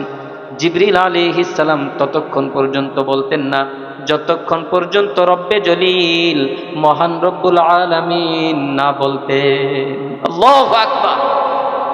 তাহলে মুহাম্মদ সাল্লাল্লাহু আলাইহি সাল্লাম বলা মানে কার বলা? আল্লাহর বলা। আল্লাহ সুবহানাহু ওয়া তাআলা সূরা নাজমে বলেন, ওয়ামা ইয়ানতিকু আনিল হাওয়া ইন হুয়া ইল্লা ওয়াহয়ুন ইউহা। মুহাম্মদ সাল্লাল্লাহু আলাইহি ওয়াসাল্লাম নিজের থেকে কোনো কথা বলেন না, তিনি যা বলেন তা সব তার রবের পক্ষ থেকে ওহী করা হয়। আল্লাহু আকবার। সার্টিফিকেটটা কে দিলেন? আল্লাহ দিয়েছেন। আমার ভাইয়েরা এবার আসেন, আল্লাহ সুবহানাহু ওয়া তাআলা কোরআনের হামিলকে, ধারক বাহককে বলবেন, ইকরা, তুমি পড়ো, ওয়ারতাকি ওয়ারাত্তিল, তুমি ধীরে ধীরে পড়তে থাকো আর উঠতে থাকো, কামা কুনতা তুরাত্তিলু ফিদ দুনিয়া, যেমনি ভাবে তুমি দুনিয়াতে পড়তা, ফা ইন্না মানজিলাতাকা ইনদা আখিরি আয়াতিন তাকরাউহা, কারণ তোমার মর্যাদা হচ্ছে যেখানে আয়াত শেষ, তোমার মর্যাদা সেখানে। আল্লাহু আকবার। আমার ভাইয়েরা, কোরআনের মধ্যে কয়টা আয়াত আছে? ৬৬৬৬। আরেকটা বর্ণনায় ৬২৩৬। যাই হোক, ৬০০০-এর উপরে। তাহলে হাফেজে কোরআন, হামেলে কোরআন, আমেলে কোরআনের জান্নাতটা হবে ৬০০০ তলার উপরে। সুবহানাল্লাহ বলেন। দুনিয়াতে এরকম নজির আছে? নাই। আর সেই জান্নাত কি ইট বালু পাথর দিয়ে? আমার ভাইয়েরা, হযরত আনাস ইবনে মালিক রাদিয়াল্লাহু তাআলা আনহুর সনদে একটি হাদিস বর্ণিত, হাদিসটি আপনাদেরকে শোনাতে চাই। আল্লাহর নবী বলেন, ফিল জান্নাতি নাহরুন, জান্নাতের মধ্যে একটা নহর আছে। কি আছে? নহর, একটা নদী আছে, সমুদ্র আছে। সেই সমুদ্রের মাঝখানে একটা শহর আছে, আলাইহি মাদিনাতুম মিন মারজান। সেই সাগরের মাঝখানে, নদীর মাঝখানে মারজান পাথর দিয়ে বানানো একটা শহর আছে। সুবহানাল্লাহ বলেন। সূরা আর রহমানের মধ্যে পড়েছেন না, কাআন্নাহুন্নাল ইয়াকুতু ওয়াল মারজান, পড়েছেন না? আমার ভাইয়েরা, মারজান পাথর দিয়ে তৈরি একটা শহর আছে।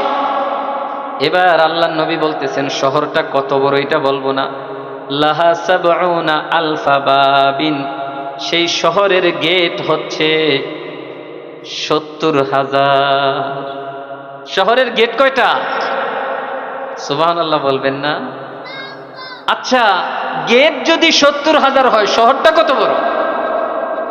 আল্লাহর নবী শহর যে কত বড় সেটা বলেন নাই, বলেছেন লাহা সাবউনা আলফা বাবিন, সেই শহরের ৭০,০০০ গেট আছে। এবার নবীজি বলতেছেন, শহরটা কি দিয়ে বানানো হয়েছে সেটা শোনার আগে তোমরা গেট কি দিয়ে বানানো হয়েছে সেটা শোনো। মিন যাহাবিন ওয়া ফিদ্দা, প্রত্যেকটা গেট আল্লাহ স্বর্ণ আর রূপা দিয়ে বানিয়েছে। এখন প্রশ্ন করতেছেন, হুজুর এই শহরটা কার জন্য?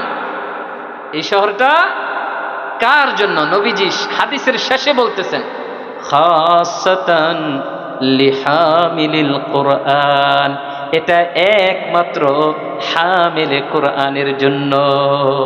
আল্লাহু আকবার। আজকে যেই হামিলে কোরআনকে কেউ দাম দেয় না, ঠিক না? হুজুর মানুষ, ওই যে একটু আগে বললাম, মাদ্রাসায় দেয় কোন ছেলেটাকে? যেই ছেলেটা ভালো করে কথা বলতে পারে না, যেই ছেলেটা সবচেয়ে বেশি দুষ্টামি করে, ওকে দেয় মাদ্রাসা। আর ভদ্রটা, যেটা মেধাবী, ওকে দেয় স্কুলে। এটা আমাদের ঢাকার শহর দেখি, আপনাদের এখানে কেমন তা তো আর জানি না।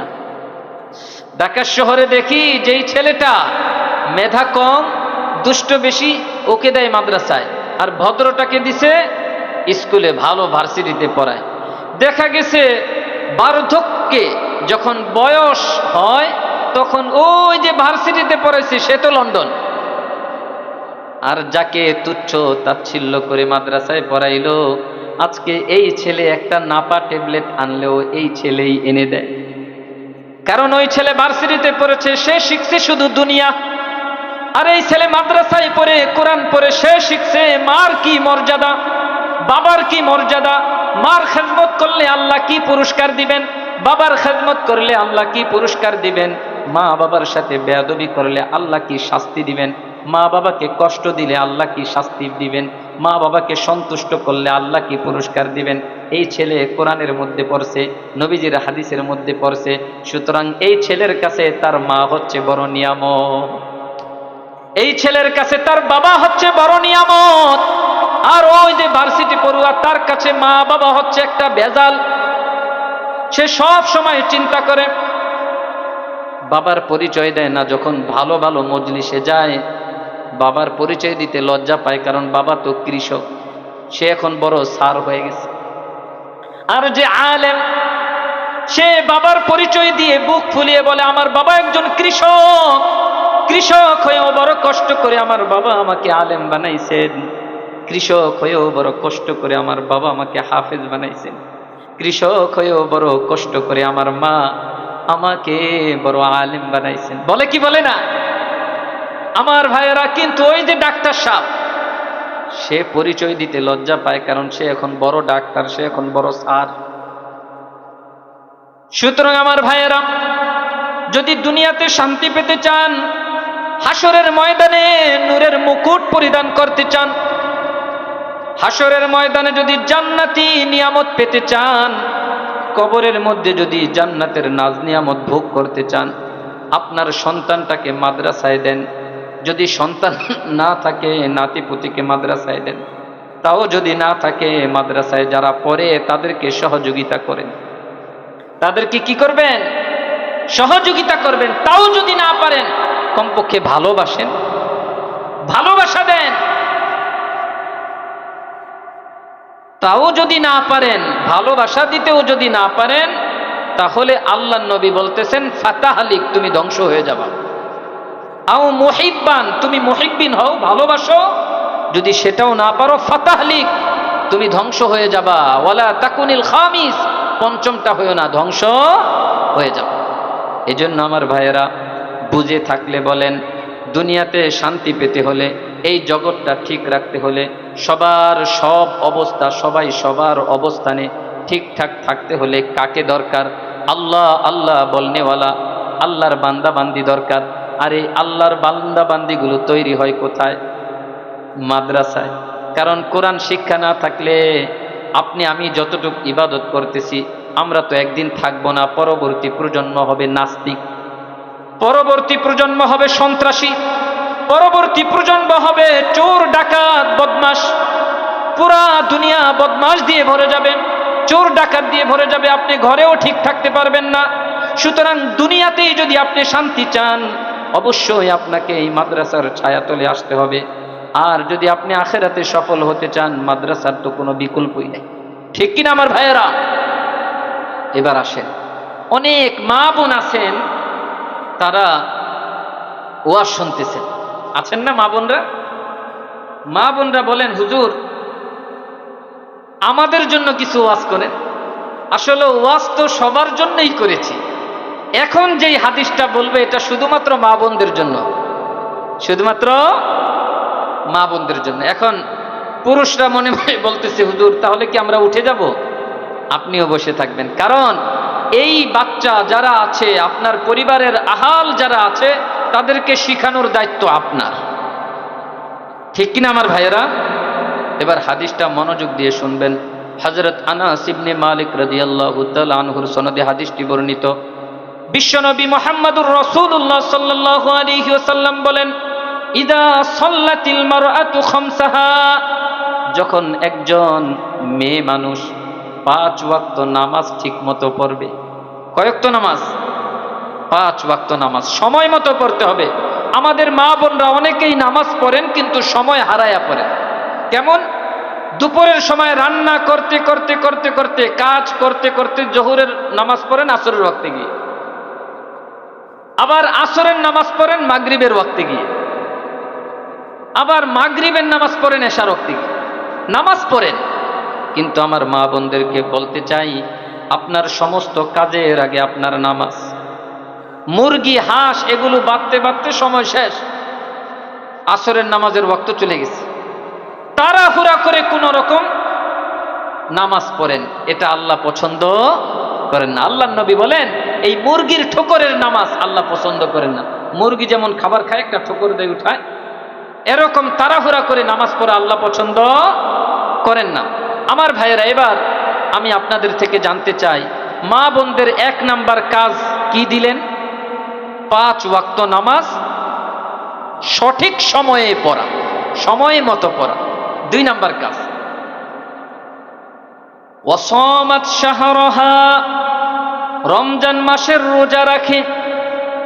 যেই মেয়ে, যেই মা বোন বালেগ হওয়ার পরে শরীয়ত কর্তৃক সমস্যা ছাড়া কোনো রোজা ছাড়ে না, মা বোনদের একটা আল্লাহ প্রদত্ত একটা সমস্যা প্রত্যেক মাসেই আসে।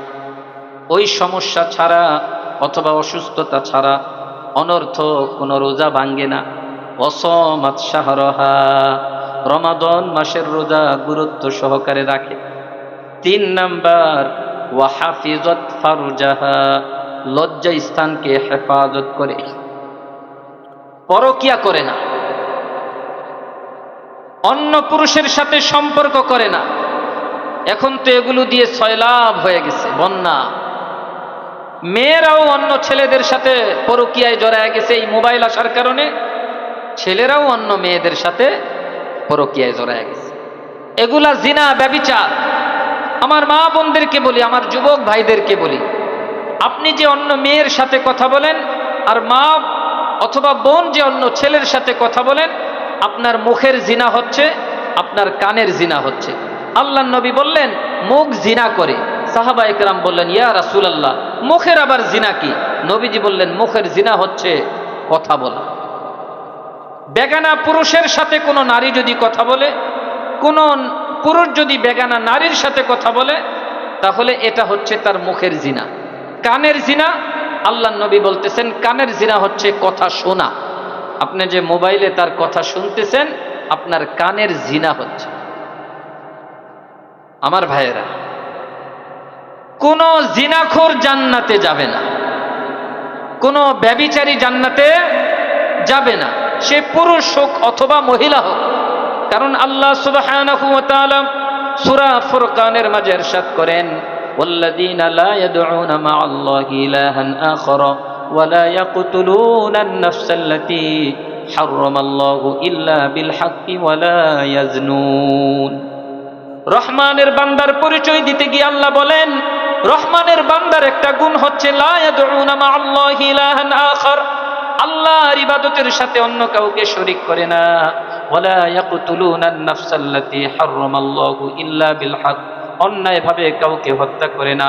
3 নাম্বার, ওয়ালা ইয়াজনুন, জিনা করে না।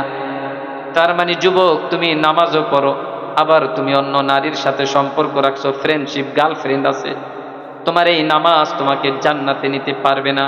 তোমার ওই সম্পর্ক তোমাকে ত্যাগ করতে হবে। আমার যে সকল বোনরা আছেন, তারা যারা বেগানা পুরুষের সাথে ফ্রেন্ডশিপ করেছেন, বয়ফ্রেন্ড, সব ডিলিট করে দেন। একমাত্র আপনার বয়ফ্রেন্ড হবে বিয়ের আগে আপনার বাবা। আপনার বাবা হচ্ছে আবার আপনার ফ্রেন্ড। আর ছেলে যারা আছেন, আপনার গার্লফ্রেন্ড হচ্ছে বিয়ের আগে আপনার মা, আর বিয়ের পরে আপনার স্ত্রী, আর বোনদের হচ্ছে বিয়ের পরে আপনার স্বামী। আপনি যদি আপনার স্বামীকে ভালোবাসতে পারেন, আপনার স্বামীর এই ভালোবাসার প্রত্যেকটা সেকেন্ডে সেকেন্ডে আল্লাহ আপনার আমল নামায় সওয়াব দিবেন। সুবহানাল্লাহ বলেন। আবার আমার বাবা যারা আছেন, যুবক ভাইয়েরা যারা আছেন, আপনারা যদি স্ত্রীকে ভালোবাসেন, আল্লাহর নবী বলেন, কোন স্বামী যদি ভালোবেসে তার স্ত্রীকে 1 লোকমা খাবার উঠিয়ে দেয়, আল্লাহ এই খাবারের বিনিময়ে তার আমল নামায় সদকার সওয়াব দান করবেন। সুবহানাল্লাহ। সুতরাং স্বামী কর্তৃক স্ত্রীকে ভালোবাসা, স্ত্রী কর্তৃক স্বামীকে ভালোবাসা, এটা কি ইবাদত? এটা শুধু ভালোবাসা নয়, এটা ইবাদত। আমার ভাইয়েরা, তাহলে মা বোনদের 1 নাম্বার দায়িত্ব হচ্ছে সময় মতো 5 ওয়াক্ত নামাজ পড়া। 2 নাম্বার দায়িত্ব হচ্ছে মা বোনদের রমজানের রোজা সঠিকভাবে রাখা। 3 নাম্বার দায়িত্ব হচ্ছে লজ্জাস্থানকে হেফাজত করা। 4 নাম্বার দায়িত্বটা হচ্ছে ওয়া আতাআত যাওজাহা, স্বামীর আনুগত্য করা। কি করা? স্বামীর আনুগত্য করা। স্বামী যা বলে তা শোনা। আর এখন উল্টা হয়ে গেছে, এখন স্বামী স্ত্রীর আনুগত্য করে, ঠিক কি না? যে সকল স্বামী স্ত্রীর আনুগত্য করে, এরা হলো কিয়ামতের একটা আলামত। আল্লাহর নবী বলছেন, যখন দেখবা আতাআর রাজুলু ইমরাআতাহু, যখন দেখবা স্বামী তার স্ত্রীর আনুগত্য করে, তখন মনে করবা কিয়ামত তোমার নাকের ডগায়। আমার ভাইয়েরা, তাহলে সঠিক হচ্ছে স্ত্রীরা স্বামীর আনুগত্য করবে নাকি? এখন উল্টা হয়ে গেছে, স্ত্রীর কথা শুনে স্বামী মার সাথে কথা বলে না। স্ত্রী আছে 3 দিন হইল, তোমাকে জন্ম দিয়েছেন তোমার মা, এই বিয়ের উপযুক্ত করার জন্য তোমার মা তোমার বাবার কি পরিমাণ পরিশ্রম তোমার পিছনে আছে। সুতরাং স্ত্রীর আনুগত্য করে মা বাবার সাথে বেয়াদবি করো না। স্ত্রী তোমার আনুগত্য করবে, এটা ইসলাম বলেছে। আতাআত যাওজাহা, যে স্ত্রী তার স্বামীর আনুগত্য করে, স্বামীর সাথে বেয়াদবি করে না। স্বামী সারাদিন মেহনত করে, কষ্ট করে, পরিশ্রম করে, একমাত্র উদ্দেশ্য স্ত্রীকে ভালো লাগবে, সন্তানগুলোকে ভালো রাখবে, মা বাবাকে ভালো রাখবে, ভাই বোনকে ভালো রাখবে, সবার সাথে ভালো করে থাকবে। কিন্তু অনেক স্ত্রী আছে, তারা চায় তার স্বামীটাকে তার শাশুড়ি থেকে দূরে সরায় নিতে। স্বামীর সাথে যেন সম্পর্ক ঠিক না, মায়ের সাথে যেন তার স্বামীর সম্পর্ক ভালো না হয়, ভাই বোনের সাথে যেন ভালো না হয়, এই চিন্তায় স্বামীকে কুবুদ্ধি দিয়ে দিয়ে স্বামীকে দূরে সরায় দেয়। ওই সকল মা বোনদেরকে বলতে চাই, আপনি আপনার স্বামীর উপকার করতেছেন না, আপনি ক্ষতি করতেছেন। কারণ আপনার স্বামী যদি আপনার শাশুড়ির সাথে বেয়াদবি করে, তাহলে আপনার স্বামীর 1 নাম্বার ক্ষতি হচ্ছে তার হায়াত কমে যাবে, 2 নাম্বার ক্ষতি হচ্ছে তার রিজিকের বরকত উঠে যাবে, 3 নাম্বার ক্ষতি হচ্ছে সে যে কোনো সময় হঠাৎ কোনো বিপদের মধ্যে আক্রান্ত হয়ে যাবে।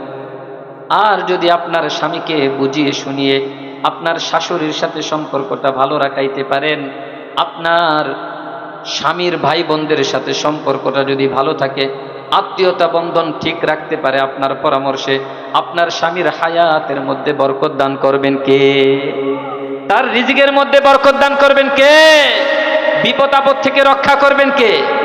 সুতরাং যেই স্ত্রী তার স্বামীকে শাশুড়ির থেকে দূরে সরায় দেয়, ওই স্ত্রী স্বামীকে ভালোবাসে না, বরং স্বামীকে ধ্বংস করতে চায়। সুতরাং আমার ভাইয়েরা শুনুন, আপনি আপনার স্ত্রীর আনুগত্য করবেন না, বরং আপনার স্ত্রী আপনার আনুগত্য করবে।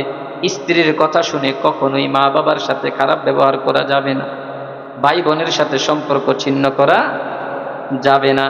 এখন আসেন, অনেক শাশুড়ি আছেন যারা তাদের পুত্রবধূকে দেখতে পারেন না।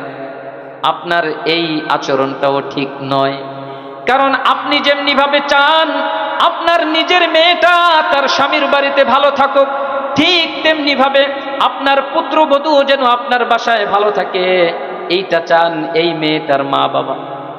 সুতরাং আপনি যখন চান আপনার মেয়ে ভালো থাকুক, আপনি কিভাবে আরেকজনের মেয়ের উপর অত্যাচার করেন? সুতরাং আমার মা যারা আছেন, যারা শাশুড়ি আছেন, তাদেরকে বলবো পুত্রবধূদেরকে নিজের মেয়েদের মতো ভালোবাসবেন। আবার পুত্রবধূ যারা আছেন তাদেরকে বলবো, যদি স্বামীর হায়াত বাড়াতে চান, যদি স্বামীর রিজিকের মধ্যে বারাকা চান, যদি স্বামী শান্তিতে থাকুক, বিপদে না পড়ুক এটা চান, তাহলে কখনোই স্বামীকে শাশুড়ির থেকে, শ্বশুর থেকে আলাদা করবেন না। একটু কষ্ট হলেও শ্বশুর শাশুড়িকে নিয়ে থাকার চেষ্টা করতে হবে। আর শ্বশুর শাশুড়ি যারা আছেন তারা পুত্রবধূকে নিজের মেয়ের মতো ভালোবাসবেন, পরের মেয়ে না, আপনার নিজের মেয়ের মতো। কারণ এই মেয়েটা সব কিছু রেখে আপনার বাড়িতে আসছে, সুতরাং আপনার তাকে ভালোবাসা এটা আপনার শুধু নৈতিক দায়িত্ব নয়, এটা আপনার ঈমানি দায়িত্বও বটে। আল্লাহ বুঝার তৌফিক দান করেন, আমিন। আমার ভাইয়েরা, এবার আসেন, তাহলে মা বোনদের কয়টা কাজ? 1 নম্বরে 5 ওয়াক্ত নামাজ সময় মতো পড়া, 2 নম্বরে রমাদানের রোজাগুলো সঠিকভাবে রাখা, 3 নম্বরে লজ্জাস্থানের হেফাজত করা, 4 নম্বরে স্বামীর আনুগত্য করা। এবার আল্লাহ নবী কি কথা বলতেছেন, মা বোনরা খুব কান দিয়ে শোনেন। আল্লাহ নবী বলতেছেন, কিলা লাহা, আল্লাহর পক্ষ থেকে এই 4 গুণওয়ালা মাকে, এই 4 গুণওয়ালা বোনকে আল্লাহ বলবেন, উদখুলিল জান্নাতা, তুমি জান্নাতে প্রবেশ করো। মিন আইয়ি আবওয়াবিল জান্নাতি শিতি, জান্নাতের 8টা গেট হতে যেই গেট দিয়ে তোমার মনে চায় জান্নাতে প্রবেশ করো। সুবহানাল্লাহ। সুতরাং আমার মা, আমার বোন, যারা জান্নাতে যেতে চান, আপনাকে অবশ্যই এই 4টি গুণে গুণান্বিত হতে হবে। আল্লাহ বুঝার তৌফিক দান করেন, আমিন। আমার ভাইয়েরা, এবার যেহেতু রাত 10:53, তার মানে 11টার কাছাকাছি, আপনারা আবার ফজরের নামাজ পড়বেন না? ইনশাল্লাহ বলবেন না? ফজরের নামাজ পড়তে হবে। আর আমিও কাউকে সুযোগ দিব না যে কিয়ামতের ময়দানে বলবেন যে আল্লাহ, ঢাকার হুজুর আসছিল, গভীর রাত পর্যন্ত ওয়াজ করে আমাদেরকে ঘুম ডিস্টার্ব দিছে, এই জন্য ফজর পড়তে পারি না, এই জন্য আমি তাড়াতাড়ি শেষ করে দিব ইনশাআল্লাহ। আমার ভাইয়েরা, এবার আসেন, তাহলে এতক্ষণ আলোচনায় কি বুঝলাম? এই পৃথিবী টিকে থাকার জন্য মানব দানব, নদী নালা, খাল বিল, আসমান জমিন সব কিছু টিকে থাকার জন্য, মানুষের মানুষত্ব টিকে থাকার জন্য, কবরের মধ্যে শান্তি পাওয়ার জন্য, হাসরের ময়দানে মর্যাদা পাওয়ার জন্য, জান্নাতে যাওয়ার জন্য কি লাগবে? মাদ্রাসা লাগবে। এক ভাই বলছেন আলহামদুলিল্লাহ। কি লাগবে? মাদ্রাসা লাগবে।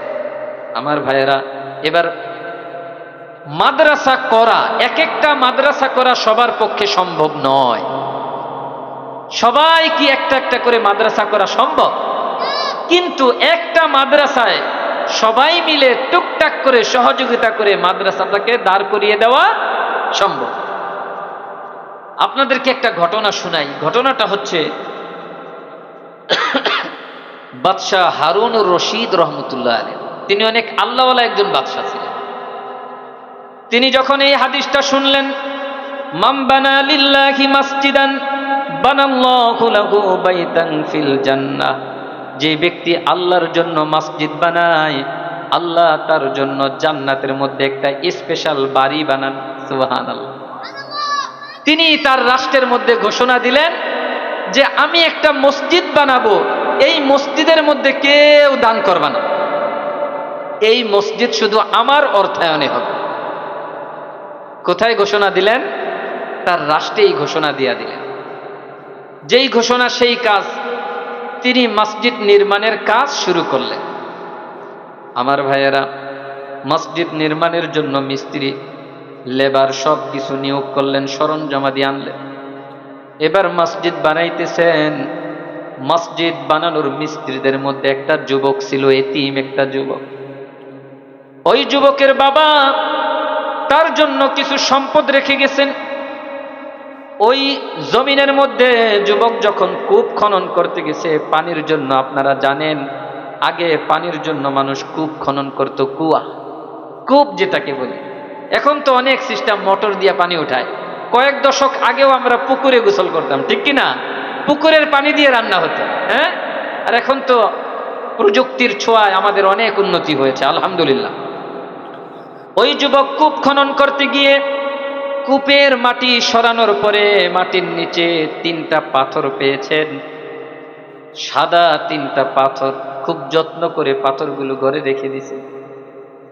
এবার বাদশাহ হারুনুর রশিদ যেই মসজিদ বানাইতেছেন, ওই মসজিদ বানানোর জন্য যেই পাথর তিনি এনেছেন, ওই পাথরগুলো সেই পাথরের মতো যেই পাথর যুবক কূপ খনন করতে গিয়ে পেয়েছে। সুবহানাল্লাহ বলে। এবার যুবক কি করছে? বাদশাহ হারুনুর রশিদ তো নিষেধ করছে কেউ দান করবে না, এটা আমার অর্থায়নে হবে, কারণ আমি চাই আমার আল্লাহ যেন জান্নাতের মধ্যে স্পেশাল একটা বাড়ি আমাকে দেন। বাদশাহ হারুনুর রশিদ বড় আল্লাহওয়ালা মুখলিস মানুষ। আমার ভাইয়ারা, এই যুবক কি করলো? গোপনে গোপনে রাত্রিবেলা তার এই 3টা পাথর সেখানে গিয়ে রেখে আসছে। কারণ প্রকাশ্যে দিলে তো বাদশাহ হারুনুর রশিদের কাছে জবাবদিহি করতে হবে। গোপনে গোপনে পাথর 3টা রেখে আসছে। বাদশাহ হারুনুর রশিদ যেই পাথর দিয়ে মসজিদ বানাইতেছে, এই 3 পাথর মিল আছে, সুতরাং পাথর মসজিদে লেগে গেল, কেউ ধরতে পারে নাই পাথর 3টা কোথার থেকে আসে। এবার মসজিদ বানানো শেষ।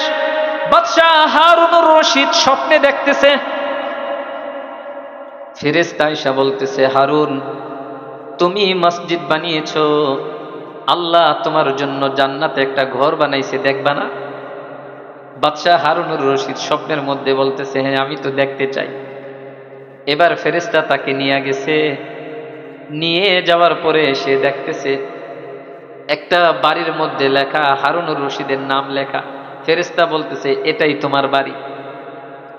আমার ভাইয়াটা আর একটু সামনে দেখতেছে আরেকটা বাড়ি, সেম এরকম আরেকটা বাড়ি। বলতেছে, ওই বাড়ি কার?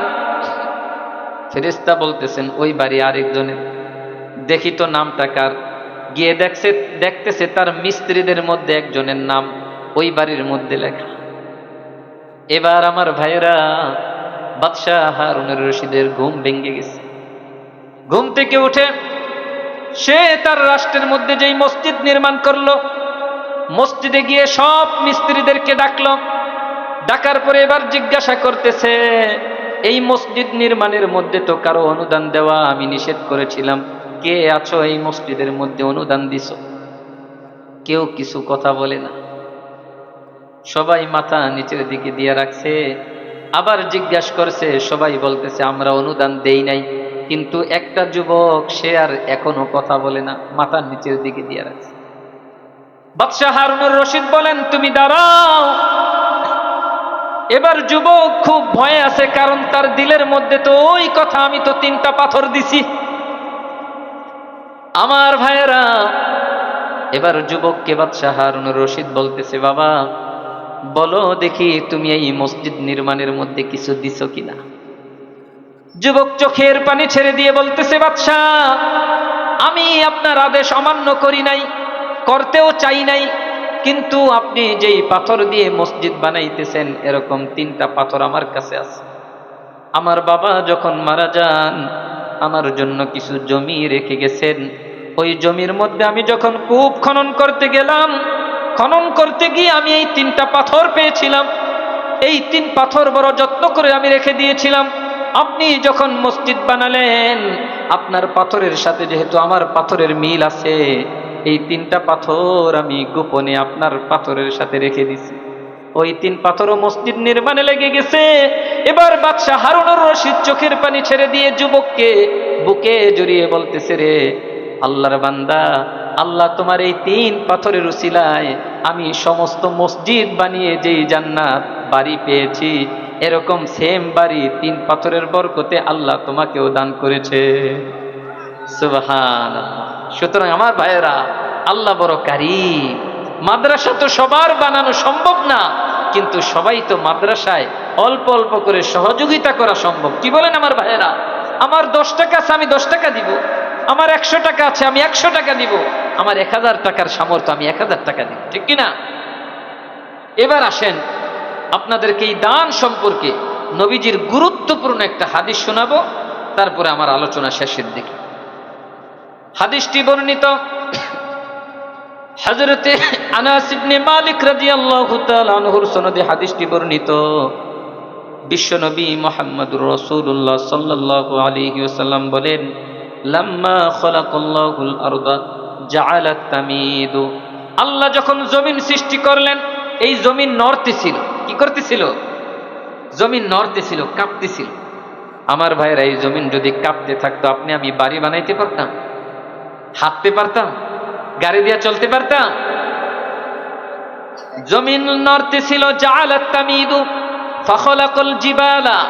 আল্লাহ এই জমিনকে স্থির করার জন্য পেরাক স্বরূপ এই জমিনের উপর পাথর, এই জমিনের উপর আল্লাহ পাহাড় সৃষ্টি করলেন। সুবহানাল্লাহ। আল্লাহ সূরা নাবার মধ্যে বলেন, ওয়াল জিবালা আওতাদা। আমি এই জমিনে পেরাক স্বরূপ পাহাড় সৃষ্টি করেছি। এই বড় বড় পাহাড়গুলো দেখে ফাজিবাতিল মালাইকাতু মিন শিদ্দাতিল জিবাল। বড় বড় শক্তিশালী পাহাড়গুলো দেখে ফেরেশতারা বড় আশ্চর্য হয়ে গেল। এবার ফেরেশতারা আল্লাহকে প্রশ্ন করতেছে, ফাকালু ইয়া রাব্বি। তারা বলল, হে আমাদের পরওয়ারদিগার, হান মিন খালকিকা শাইউন আশাদ্দু মিনাল জিবাল। আল্লাহ এই পাহাড় থেকেও শক্তিশালী কোন সৃষ্টি আপনার এই জমিনে আছে কিনা? আল্লাহ সুবহানাহু ওয়া তাআলা বললেন, নাম আছে।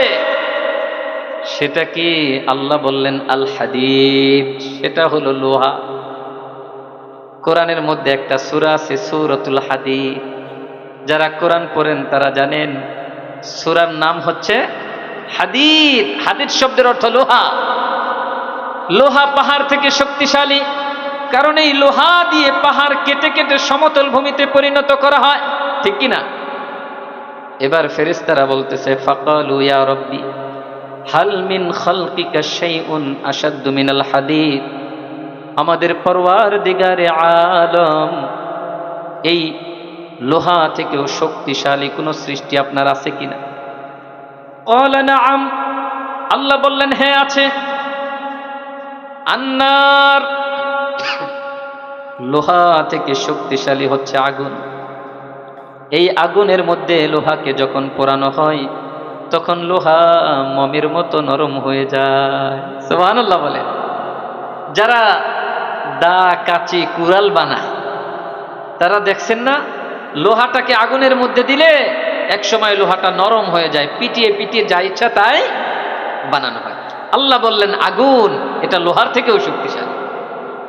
এবার ফেরেশতারা আরেক প্রশ্ন করলেন ফাকালু ইয়া রাব্বি হাল মিন খালকিকা শাইউন আশাদ্দু মিনান নার। পরওয়ারদিগারে আলম, এই আগুন থেকেও কোনো শক্তিশালী সৃষ্টি আপনার আছে কিনা? আল্লাহ বললেন ক্বালা নাআম আছে। আল মা, সেটা হচ্ছে পানি। আমার ভাইয়েরা বলেন তো আগুন নিবানোর জন্য কি লাগে? পানি লাগে। পানি দিলে শক্তিশালী আগুন মুহূর্তেই নিভে যায়। আল্লাহ বললেন পানি এটা আগুন থেকেও শক্তিশালী। এবার ফেরেশতারা বললেন ফাকালু হাল মিন খালকিকা শাইউন আশাদ্দু মিনাল মা। আল্লাহ পানি থেকেও শক্তিশালী কোন সৃষ্টি আপনার আছে কিনা? আল্লাহ সুবহানাহু ওয়া তাআলা বললেন ক্বালা নাআম, আল্লাহ বললেন হ্যাঁ আছে। আর রিহ, সেটা হলো বাতাস। টনকে টন পানি বাতাসের মাধ্যমে আল্লাহ আকাশে নিয়ে যান, সেখান থেকে মেঘ আকারে বৃষ্টি আকারে আবার জমিনে বর্ষণ করেন। সুবহানাল্লাহ বলেন। এই বৃষ্টির পানি কোথা থেকে যায়? সমুদ্র থেকে যায়। সুবহানাল্লাহ বলেন। তাহলে এই টনকে টন পানি কিসে নিয়ে যায়? বাতাস। বাতাস, তাহলে বাতাস হলো শক্তিশালী। এবার ফেরেশতা প্রশ্ন করলো ফাকালু ইয়া রাব্বি হাল মিন খালকিকা শাইউন আশাদ্দু মিনার রিহ। পরওয়ারদিগারে আলম, জানতে চাই এই বাতাস থেকেও শক্তিশালী কোনো মাখলুক আপনার এই জমিনে আছে কি? আল্লাহ বললেন নাআম আছে। সেটা হলো ইবনু আদম তাসাদ্দাকা বিসাদাকাতিন বিয়ামিনিহি ইউখফিহা মিন শিমালিহি। আমার ফেরেশতারা শোনো, এই দুনিয়ার বুকে সবচেয়ে শক্তিশালী মাখলুক হচ্ছে আদম সন্তানের এমন দান, যেই দান সে ডান হাত দিয়ে করে কিন্তু বাম হাত জানে না সে কি দান করেছে। আল্লাহু আকবার। তাহলে বুঝে থাকলে বলেন তো এই দুনিয়ার বুকে সবচাইতে শক্তিশালী আল্লাহর মাখলুক কোনটা? আদম সন্তানের দান। ফেরেশতারা আযাব নিয়ে আসতেছে, ফায়সালা হয়ে গেছে, এমন সময় যদি আল্লাহর কোনো বান্দা আল্লাহর কোনো বান্দি আল্লাহর জন্য একমাত্র আল্লাহকে সন্তুষ্ট করার জন্য দান করে, সেই ফায়সালাকৃত আযাবও আল্লাহ দানের উসিলায় উঠায় নিয়ে যান। অনেক ভাই বোন আছেন যারা বিভিন্ন রোগে আক্রান্ত হয়ে আছেন, মুসিবতগ্রস্ত আছেন, বিপদগ্রস্ত আছেন।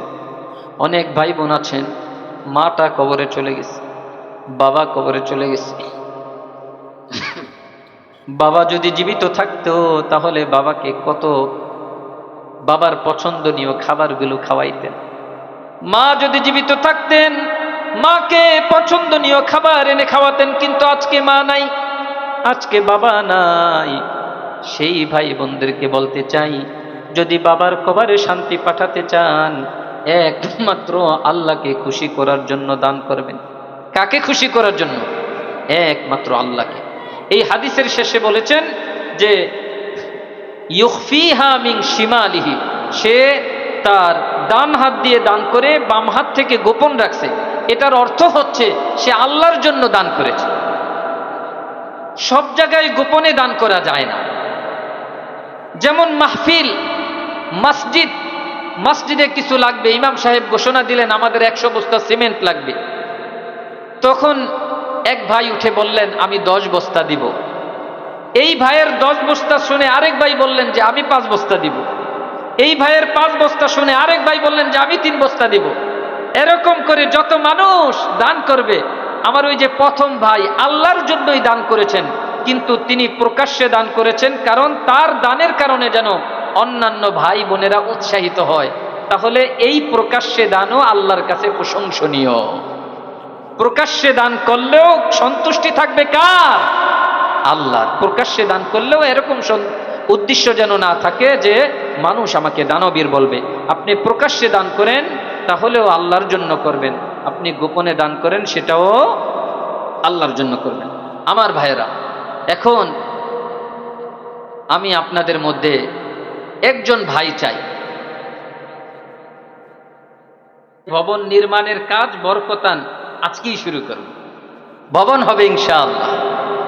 আপনি থাকবেন না, আমি থাকবো না, মাদ্রাসা থাকবে। মাদ্রাসায় যত ছাত্রছাত্রী পড়াশোনা করবে একটা সওয়াব আপনার আমার কবরে চলে যাবে, যদি দানটা আল্লাহর জন্য হয়। আমার ভাইয়েরা, অনেক ভাই আছেন বিদেশে থাকেন, বোন আছেন বিদেশে থাকেন, টাকা দিতে চান কিন্তু খাত খুঁজে পান না, কোথায় দিব। যেহেতু মাদ্রাসা এখন বিল্ডিং হবে, ভবন হবে,